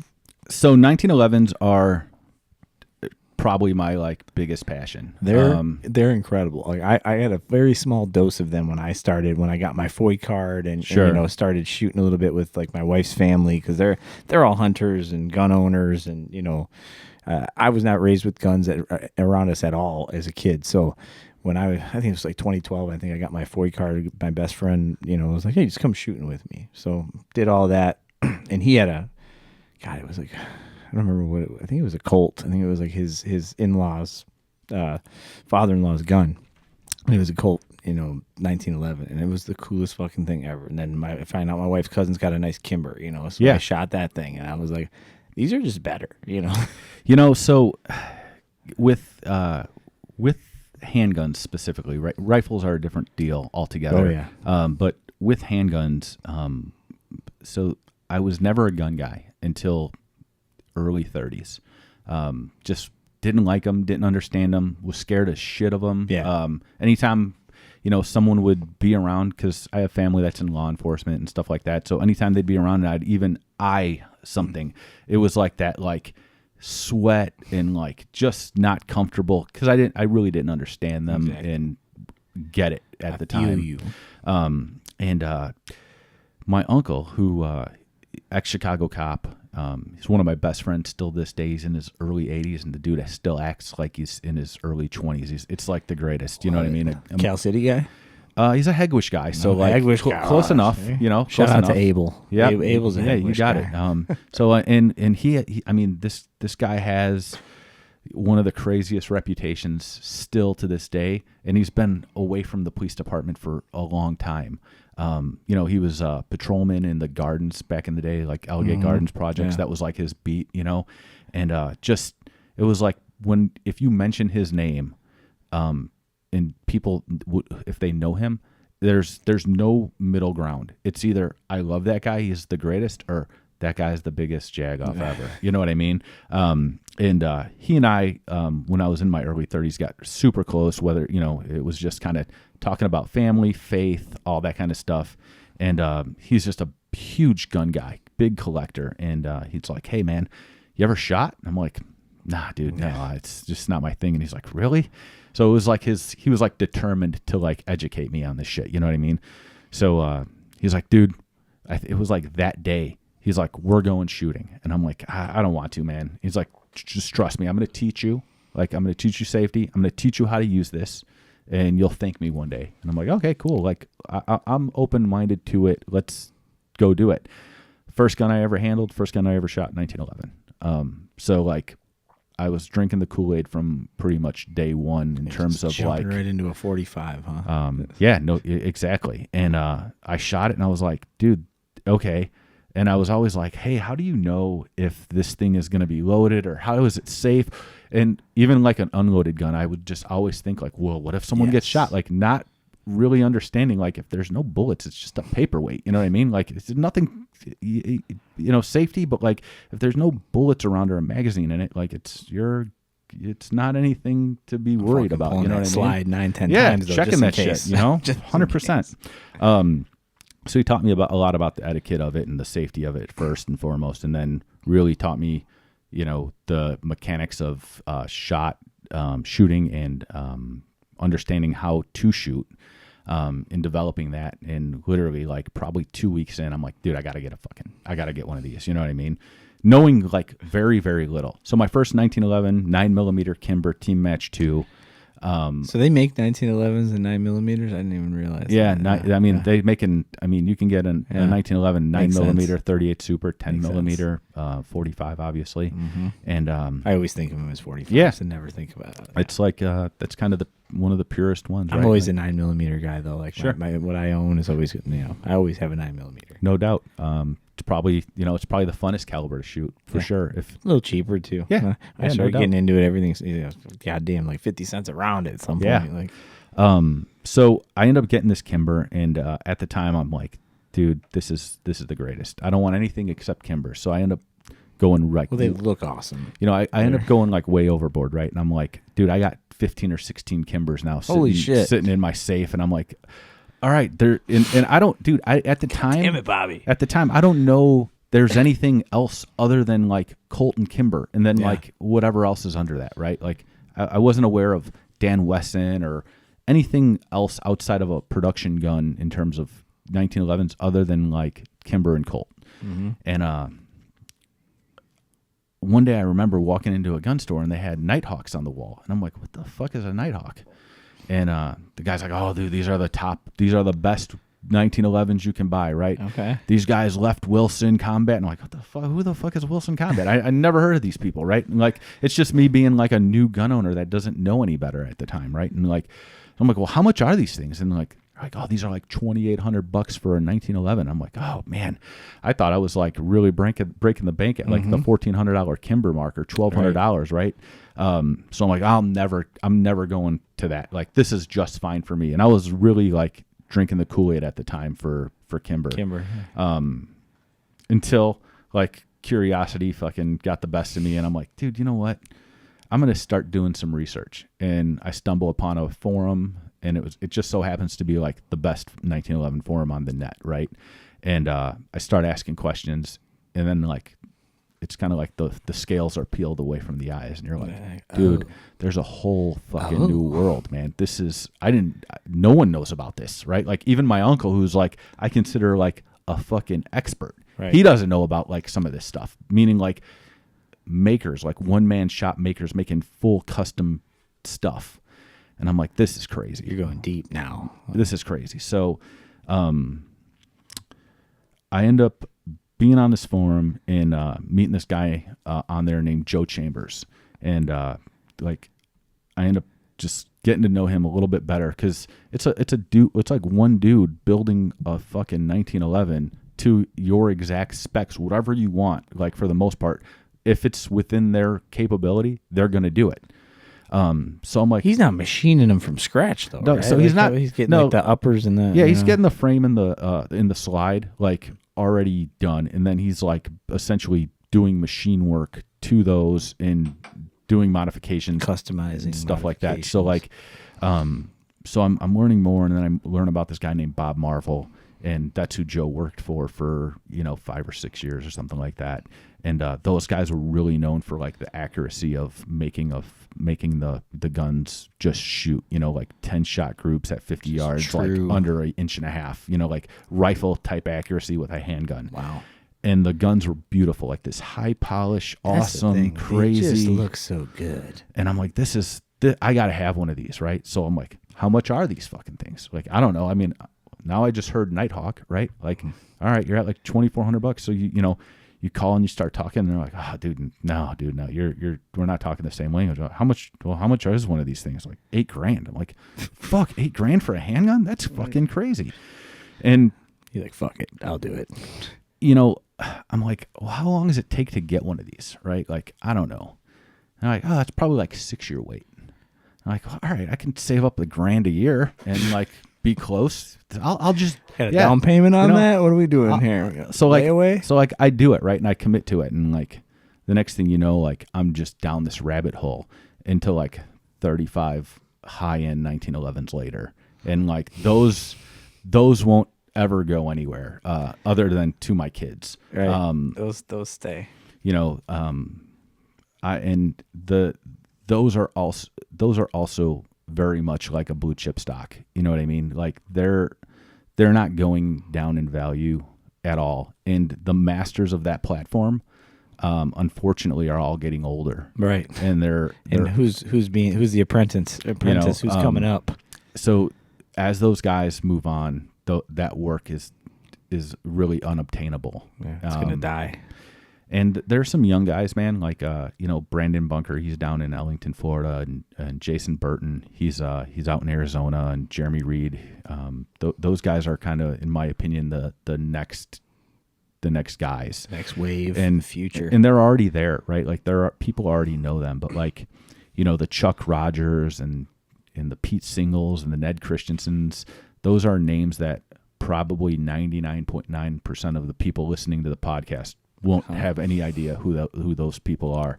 But, those guys are building, 2-3 guns a year. That's wild. And fetching, on a secondary market, $18,000 to $25,000 a handgun. And is it time? Is it time that it takes them? Is it just the scarcity of it? Is it just like a secondary hobby to them? Like, so they're not. No. So like those masters, those guys are into it full time, and when they're building a gun, they probably have 120 hours of work into it. So just as I mentioned earlier, Joe Chambers will take like an existing like slide frame from like a Caspian, for the most part, is who he works for, or who he works with. Pete Single and Ned Christensen and Chuck Rogers, those guys, they're taking a base, like the most basic Colt 1911, and then they're fixing every single piece of that firearm that's flawed from Colt. So they're rewelding the frame rails and refitting it to the slide. So it's like what makes it flawed versus like Colts obviously should have like a QA going out the door, right? Yeah, so it's not flawed in the fact that it's not really that, right? It's not necessarily that it's a flawed gun. Without having a side-by-side, it would be very difficult for somebody that doesn't really understand what they're looking at to recognize it. But if a frame to slide fit, for example, if you took just a production Colt and kind of shook it, that thing's going to be fucking moving. Like it'll be rattling. There'll be movement between the slide and frame. Okay. Those guys are taking and rewelding the frame rails and refitting that where there's zero play. Okay. A standard Colt barrel, there's probably not a whole lot of barrel fit, right? The gun works, but you're not maximizing the reliability and the accuracy out of it, right? And that's a lot of times where that 1911 gets just the shitty name, right? They're like, oh, 1911 guy, they're not accurate. They're not reliable. I'll take a Glock, right? Like as in potential jamming plus accuracy. Whatever it is, right? Where those guys they're replacing the old barrel with a new barrel. They're getting 100% lock up at the lug, up at the front lug, and then up at like the top lug, right? So they're making sure that barrel is locked up. Spring rates are all fixed. Any cosmetic thing that isn't perfect is now perfect. Adding their own cosmetics, right?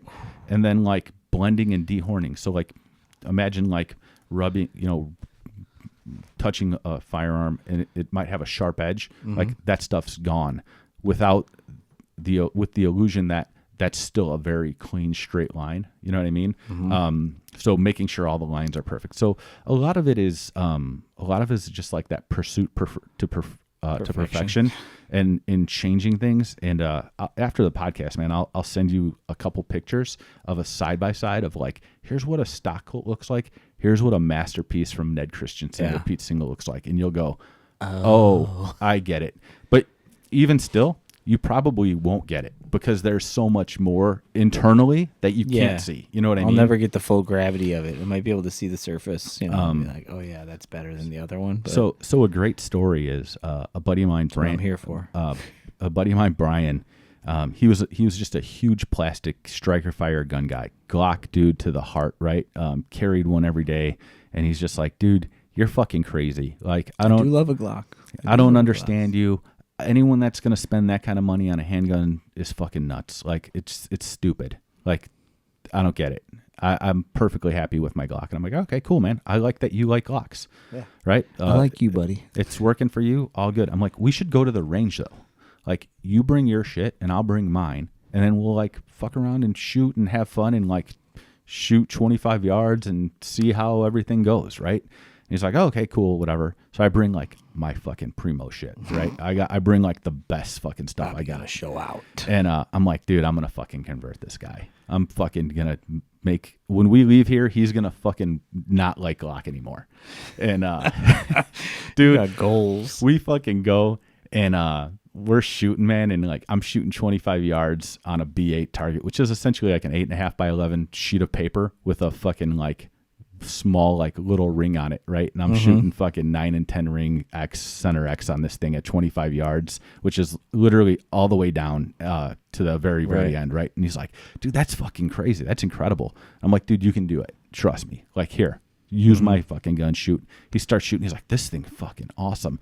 So now we're shooting. He's shooting his. No, his Glock. He's shooting my gun. He's shooting my gun. He shot his Glock. He hasn't taken his guns out of his bag yet. Okay. So we're there 2 hours. Just fucking flaming through fucking ammo. And he's like, where are you guys shooting at? We're just like point blank. Okay. And he's like, this is fucking, dude, these guns are so nice. I'm like, dude, let's shoot the Glocks. Dude, he fucking took his fucking Glock out. He pulled the trigger one time. He fucking put the gun back in his bag. And he's like, let's get the fuck out of here. And I'm like, why? He's like, you just fucking ruined me. Dude, that day he sold every fucking Glock he fucking had and fucking bought a Pro Series Chambers gun. That's on the fucking spot. It was amazing. And to this day he's like, you're such crazy. An asshole. He's like, you're the fucking worst. See, but it's stories like that is why I asked you to come on the podcast. Yeah, I knew you always had great stories. Man, I knew. So yeah, man, the 1911 journey has been one that's been a very long journey. But it's a journey that's been like extremely fun and valuable. Like I've learned a ton about just the mechanics of the firearm, the safeties of it, and one of the things that like is just the coolest is because these guys, it's probably very similar to craft beer when you think about it, because these guys are two man shops. Like, dude, you're talking to the guy, right? The main guy, talking to like the guy over, years. You become friends with these guys. You know what I mean? So like you're talking to the fucking the main brewer that's making the beers, right? Like you become friends with these guys where it's like, you don't get that in a lot of industries. You know what I mean? Right. That aren't like cottage industries, right?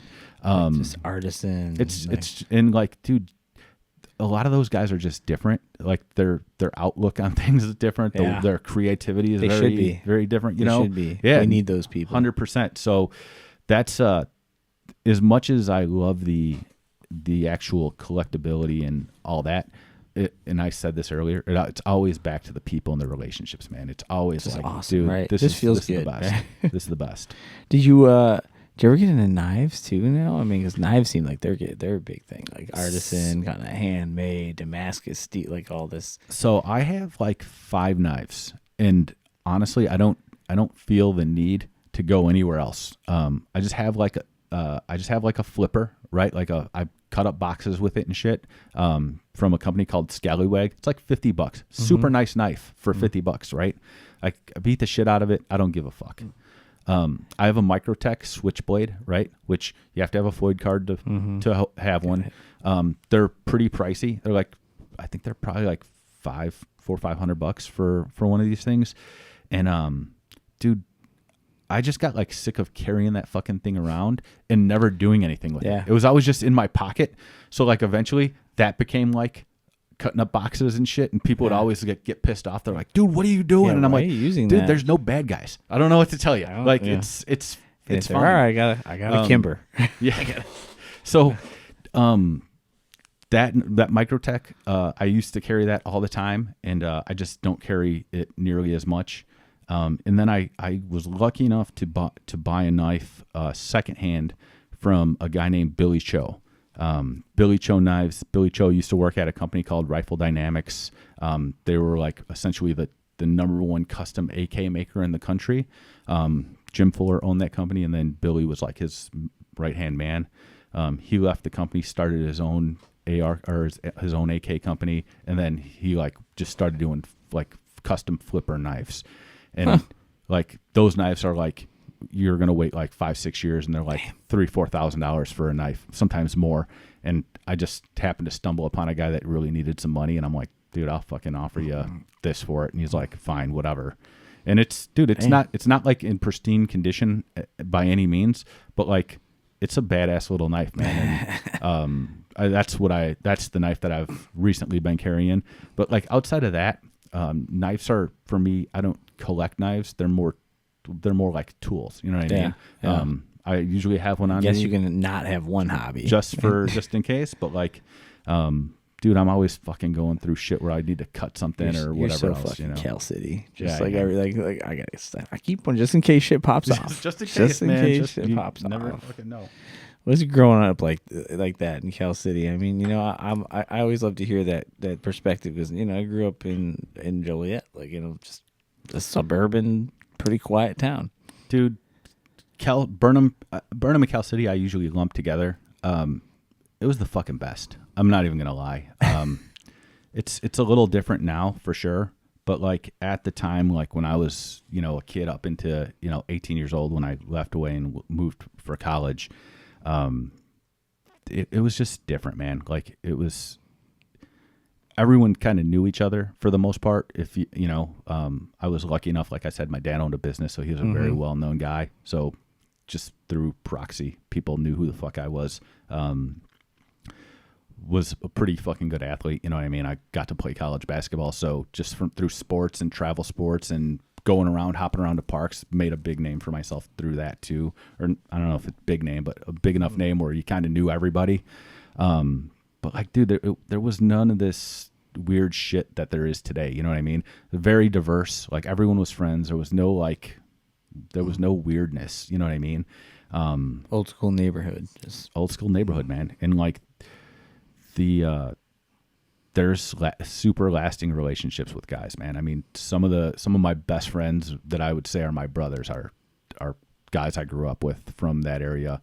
And the guys that I'm not as close with, that I used to be extremely close with, dude, we run into each other and it's like literally no time's passed. You know what I mean? You're just like, dude, what the fuck's going on? And you're back to fucking around and doing talking shit like normal. The one thing I will say, man, especially people that for the most part are like my age, a couple years older, maybe a couple years younger, that it almost seems like we all are doing pretty fucking good. You know what I mean? Like, that's good. Just like a blue collar mentality, like that hard work kind of instilled in you. It is, early but on. like it is, but it's just weird because like I don't. we definitely didn't have like the advantages of like my kids, you know, like Right, dude, right. my kids growing up in Mokina, they got fucking amazing school districts. You know what I mean? There's not a fucking activity that they could potentially want to do that Safe there's and- not something for them. You know what I mean? Very safe. Just it's whatever. Not saying that I felt unsafe growing up in Cal City by any means, but at the same time, like, dude, I don't know. I don't necessarily think the TF North education I got from a academic standpoint was like the absolute greatest, but like it just taught me like street smarts. You know what I mean? Like, and like, I don't know, like every single person that I'm still close with that grew up in that area, we're all doing pretty fucking good. You know what I mean? And like, it's just a comforting thing to think like, dude, none of us were, Nobody fucked up. you know, none of us were like the guy that people I think were like, that guy's going to go and do something big. You know what I mean? But like we all kind of have for the most part, you know what I mean? And that's been really, really cool. The other thing I'll say about Cal City, and this is the weirdest fucking thing ever.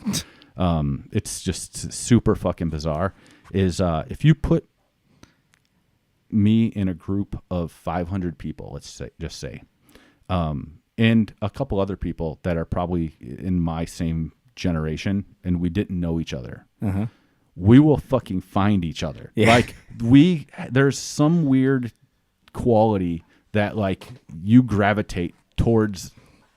I'm sure you and Ippolito had a conversation at some point. 100%, right? Yeah. dude. It's the weirdest fucking thing, man. And I know his family still like spends time with like John Yurkovich, the Yurko. I mean, dude, John Yurkovich used to come into my dad's baseball card shop. You know what I mean? Like, my dad, you know, knows him, and you know that whole fucking group of guys that are fucking floating around in Northwest Indiana now, because I think like 90% of Calumet City went to Northwest Indiana, and 10% came to Orland area. Dyer, You know, and it's just weird, but like I always fucking find these people, man. Like 2 years ago on New Year's, we went out to Desden in Florida, right? Oh yeah. So like 5A. Yeah. And we're literally in the middle of the fucking ocean on a fucking boat, like watching dolphins and there's like 30 people on this fucking boat. And I'm just watching dolphins. Just watching fucking dolphins, drinking fucking beer, man. And I'm talking shit to my buddy. And there's this guy, and he's like, hey, where'd you say you're from? And I'm like, oh, dude, I live in like... You wouldn't know. No, I'm like, oh, I'm from Chicago. Because like, right. If I say I'm from Mokina, they're like, where the fuck is that at, right? So I'm like, oh, I'm from Chicagoland, I usually say. And they're like, oh, we live in Naperville. I'm like, oh, cool, you know, whatever. Yeah. That's cool, you know. So we start talking with them. And like, it's like 10 minutes later, and there's this fucking lady, and she's like, hey, did you say you're from Chicagoland? And I'm like, yeah. She's like, dude, you sound like a Cal City guy. And I'm like, you guys have an accent. And I just like look, and I'm like, what the fuck? And she's like, yeah, my boyfriend's from Calumet City. And I'm like, oh, that's interesting. And so like, this guy comes up, and he's like, hey, what's your name? And I'm like, oh, you know, Bobby Cundiff. And he's like, oh, whoa. He's like, you know, I lived with Daryl, who's my uncle. So it's just, I'm like, dude, I'm in the middle of the fucking ocean. That's hilarious. In Florida, and some random dude that I've never seen in my life comes and fucking finds me. And he's like, dude, I lived with your uncle and your aunt for like 2 years. And I'm like, one, I don't even know how that's fucking possible, because we were all super close, and I've never seen you in my life. Yeah, how would I not have noticed you? It's so like, fucking was I in weird. college when this was happening? What was going on there? So this is great. So I feel like I got to try that. absolutely pour that one up, dude. I got to try a little nip of this. Go ahead, keep talking. Keep talking. So I mean to slow you down. You mentioned Ira, right? Mm-hmm. So Ira and I are talking one day. Oh my god, that smell. All right, keep going. Yeah, Sorry. it's money. So Ira and I are talking one day, and I'm just like, hey, you know, where are you from? And he's telling me, I can't remember if I want to say he said like maybe Blue Island or something like that, or wherever the fuck he's from, doesn't matter. This, that, and the other thing. He's like, oh, you're Cal City? He's like, my wife's from Calumet City. And I'm like, oh, that's weird. So like Mary comes up, and she's like, oh, you know, blah blah blah, we should start fucking shooting the shit, right? And she's like, I'm like, where'd you live? And she's fucking telling me, and I'm like, oh, I know exactly where that's at, you know. And I'm like, I'm like, I actually grew up not in Cal City. I actually grew up in Burnham. And she's like, oh, I'm like, so like, like if you're going over the bridge, right-hand side to the golf course, and I go left-hand side, and she goes, that's Bobby Cundiff's body shop. And I'm like, yeah, I'm Bobby Cundiff. And she's like, get the fuck out of here. And she's totally fucking blown away. That's Her hilarious. dad and my dad played 16-inch softball for like of course they did, 20 years together. Like, you know what I mean? Like, that's so funny. And it's just she's like, great, dude, by the way. yeah, She's it's great. Small ass fucking world. But again, like you just somehow like it just like gravitates towards that shit all the time. And my wife always gets pissed about it. And she's so like, funny. It always fucking happens. It always comes up. I don't understand you guys, blah, blah, blah. And it's cracking up and dying laughing all the time. Dude, I totally see with this extra añejo. Yeah. I totally see that like that middle ground of it's like the perfect segue got from some bourbon. caramely like notes 100%. To it and all that. Yeah. Interesting.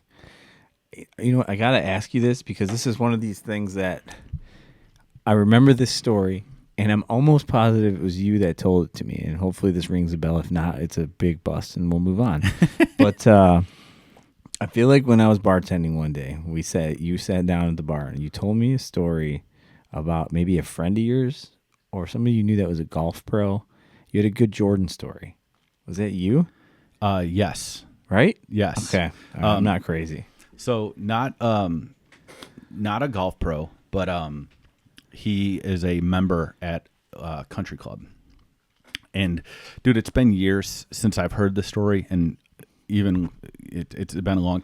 Probably the last time I told it was to you. So however many years ago. So like the story might be a little. Could be all of 5 years. Years ago. A little. It might be a little not smooth. I remember hearing the story and being like, even if it's not true, it's a great story. Yeah. So, a buddy of mine is a member at Midwell Country Club, and a guy that he's golfing with is telling him this story. All right. So that's the kind of the backdrop of it. So Jordan was a member at what's the country club over in like near Homewood? Is that Olympia? Olympia Fields, yes. So Jordan's a member at Olympia Fields at country club at the time, and this guy's golfing there, and he's got an early tee time, and he goes and he's like, hey, can I get? Or he doesn't have a tee time. He's like, hey, can I get a tee time? And he's like, I'm not sure. Like the starter's just taking this guy in front of you, like blah blah blah, and he's like, let me go see if you can golf with this guy. So it's Jordan's in front of him, and the starter's like, hey, do you gamble? And the guy's like, yeah, I'll gamble. And he's like, okay, you can come and play around the golf. So he goes up there, and it's Jordan gambling. So Jordan's like, okay, cool. What do you want to play for? And the guy's like, I don't know. Like, what are you thinking? And he's like, I think he said like 15 a hole. He's like, what do you think about 15 a hole? And the guy's like, oh yeah, that sounds great. So like, they end up fucking golfing 18, and this guy fucking, I think he beats Jordan by I think it was like 4 or 5 holes, something like that. So they're finishing up, and the guy's like, hey, I'll just meet you in the clubhouse, whatever. And Jordan's like, oh no, like you need to come to my car. We got to settle up. And the guy's like, okay, well that's kind of weird. Like, you know what I mean? Like you owe me like whatever, $450 or something. You know what I mean? Or $45, I should say.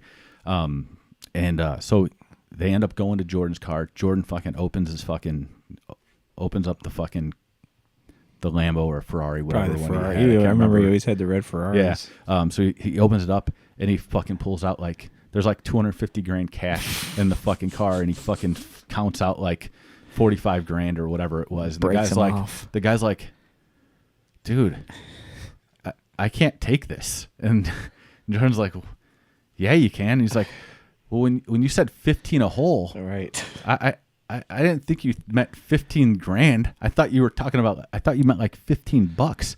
He's like, I can't take this because if I would have lost, I couldn't pay you. And he's like, Jordan just looks at him and he goes, yeah, you woulda. And he's like, dude, he fucking got it. Better figure it out. Got the fuck out of there.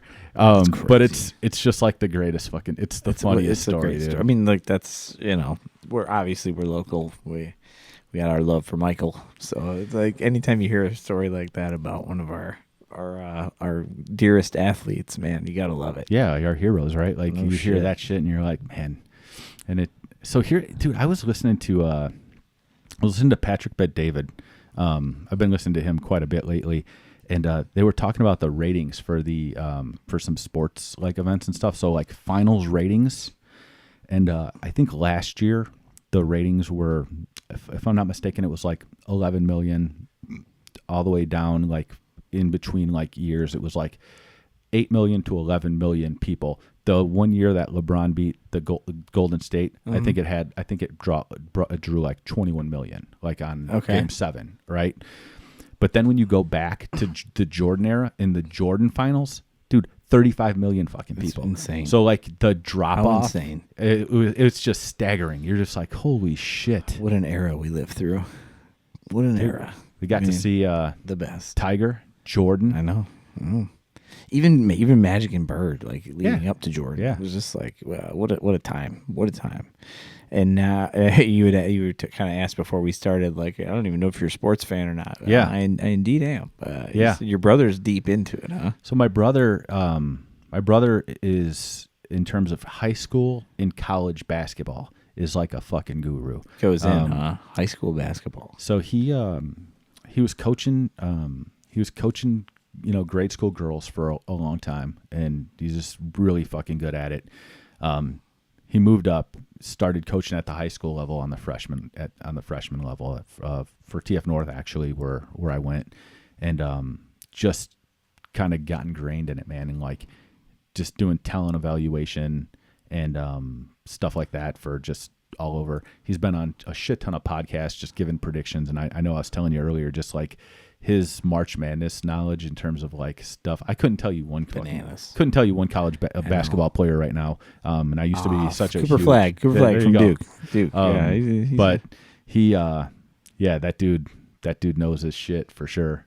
And he starts talking about it. I'm like, dude, I don't even know what you're talking about right now. It's wild. March Madness episode coming soon. Yeah, no doubt. We'll bring his ass on here. He will no doubt not disappoint, man.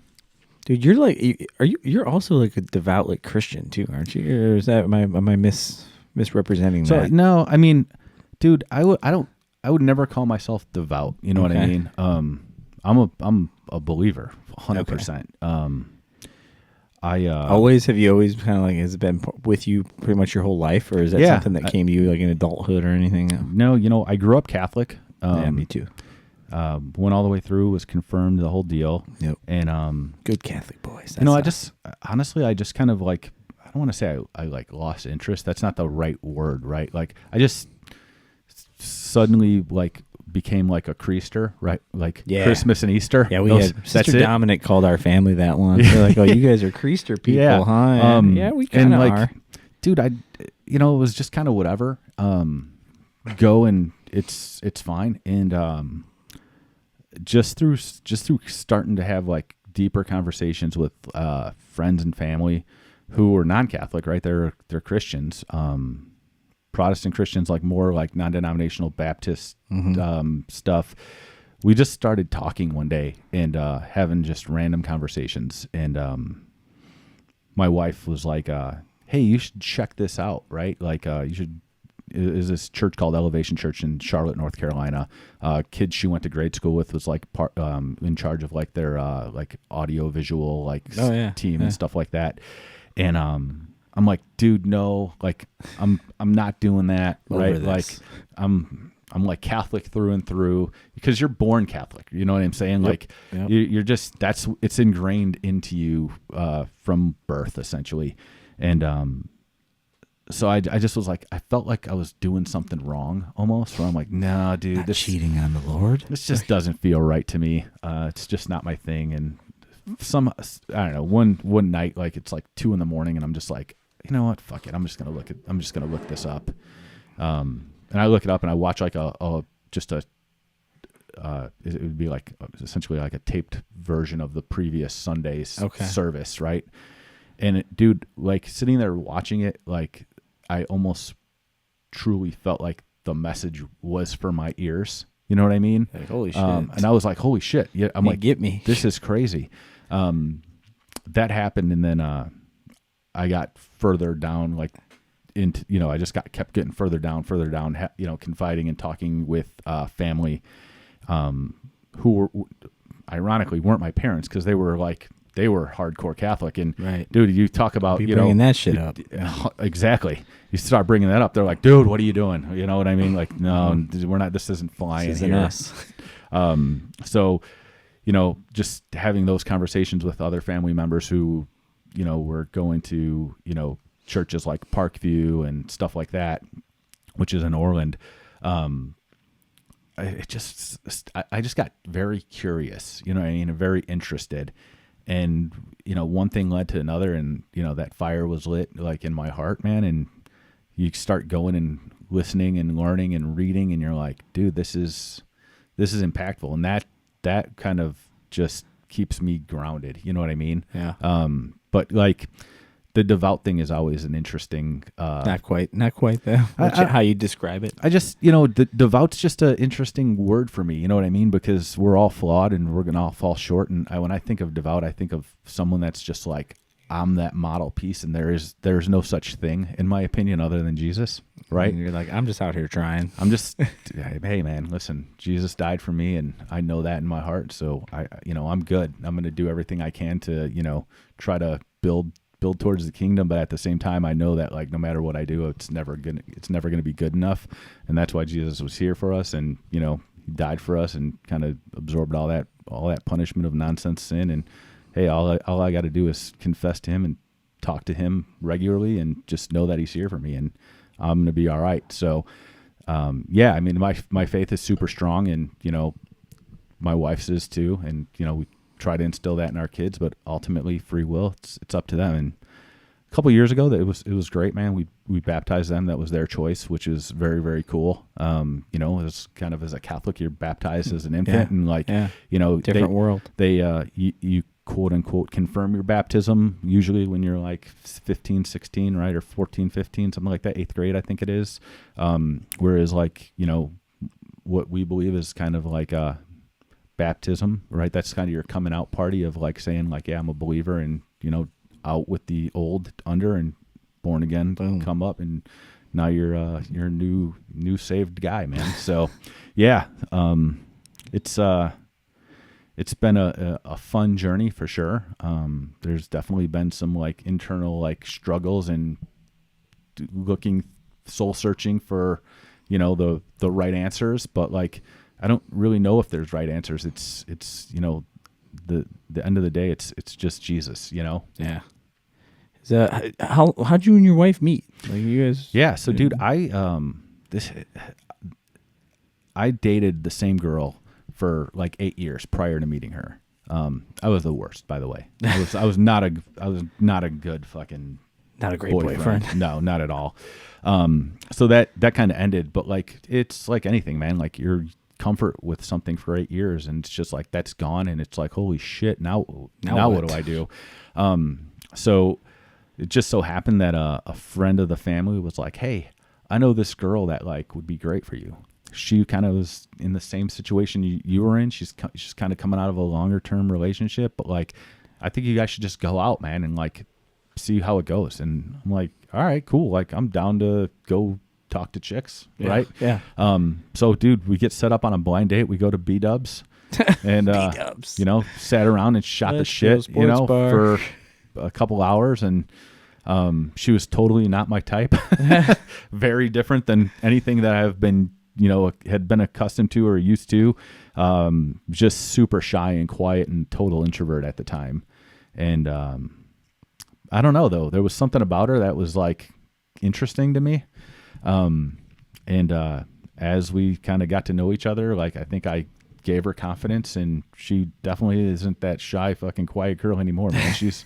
She doesn't give a shit. She's, fun and loud, and brought her out of the shell. Yeah. And, yeah, dude, like, who knew a blind date at B-Dubs that's would wild. be, that wouldn't be my number one guess. And no. how. But, yeah. But you know what? Like, she's the person I have the most fun with. Our relationship is a ton of joking around and just having fun and sometimes arguing, but And kids. not all that much. But yeah, I mean, the kids They're there. kind of go into the, the fun aspect, right? Like it's just a full unit, you know what I mean? And she's like the best mom ever for sure. She definitely is like she's definitely like the glue to the family, Just the rock. Keeping it all together. I know that feeling. She says, I'm the, what does she say? I'm the real parent. You're the enforcer. You each have your role. Yeah. Yeah. No doubt, man. So yeah, she kills it, man. She knows she's super smart, way smarter than I am. That's for sure. And just, you're a pretty smart guy. Man. You know, I'd say pretty smart guy, but, you know some shit. Yeah. Try, You know some shit. She's more book smart than I am, but She got the books. Street smart. She's Son of a I don't know, bitch. she needs some work. They always get the books. She always get the books. Yeah, no Let's doubt. let's do it this way, Bobby C. Let's take our finale, little tiny nip of Pappy. Yeah. And I'm gonna leave it dealer's choice. What does Bobby C want to finish talking about? What do you want to leave people with? I'll start by saying I asked you to come on because you're a guy who is super knowledgeable, into a lot of cool, hobbies that a lot of people I think can relate to, stuff that people want to know about, some people that do know about, and you have that personality of first of all, you accept everyone. It literally doesn't matter. Like if you're cool and you just want to talk, you've always been that guy. I watched it. Sure. From behind the bar, I watched it, from side by side with you. Just an all around awesome human being. So I just, leave the floor open to you. Like, what do you want to close out the podcast talking about? Yeah. So I guess for me, it's simple, right? And I think if you really listen to the stuff that we talked about, it's always people, right? My life would not necessarily be what it is right now if it wasn't for networking and talking and just understanding how to make meaningful connections with people, right? And I think that's like one thing that unfortunately is being lost, right? There's a lot of people just kind of staying in their house. There's a lot of people that are just glued to machines. There's a lot of people that are just, Computers, working at doing home, whatever, and social media, and I get it, right? Like it's hard, but even if you're not the smartest dude, man, even if you're not, the most technically savvy person, going out and building real meaningful relationships and surrounding yourself with the right people, I think is the key to success in whatever you do. And just learning from other people, right? Going in with an open mind, having your own values for sure, I think is crucial. But being a leader and not following just because people don't agree with you, you know what I mean? And just being real.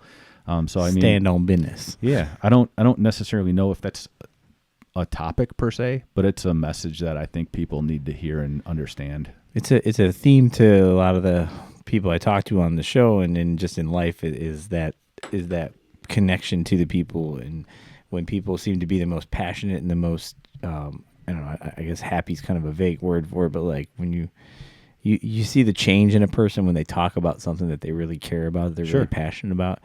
And it can be a thing or a material or, we're talking about fucking bottles of liquid, that make people happy, but it's always something deeper than that. It always seems to come back to the personal connections that you make surrounding those things, So when I left Illinois and went away to school, right? I made some super meaningful connections down in Florida. I came back. I ended up being in school. I transferred back up here. Started playing and started going to North Park and played basketball there for a couple years.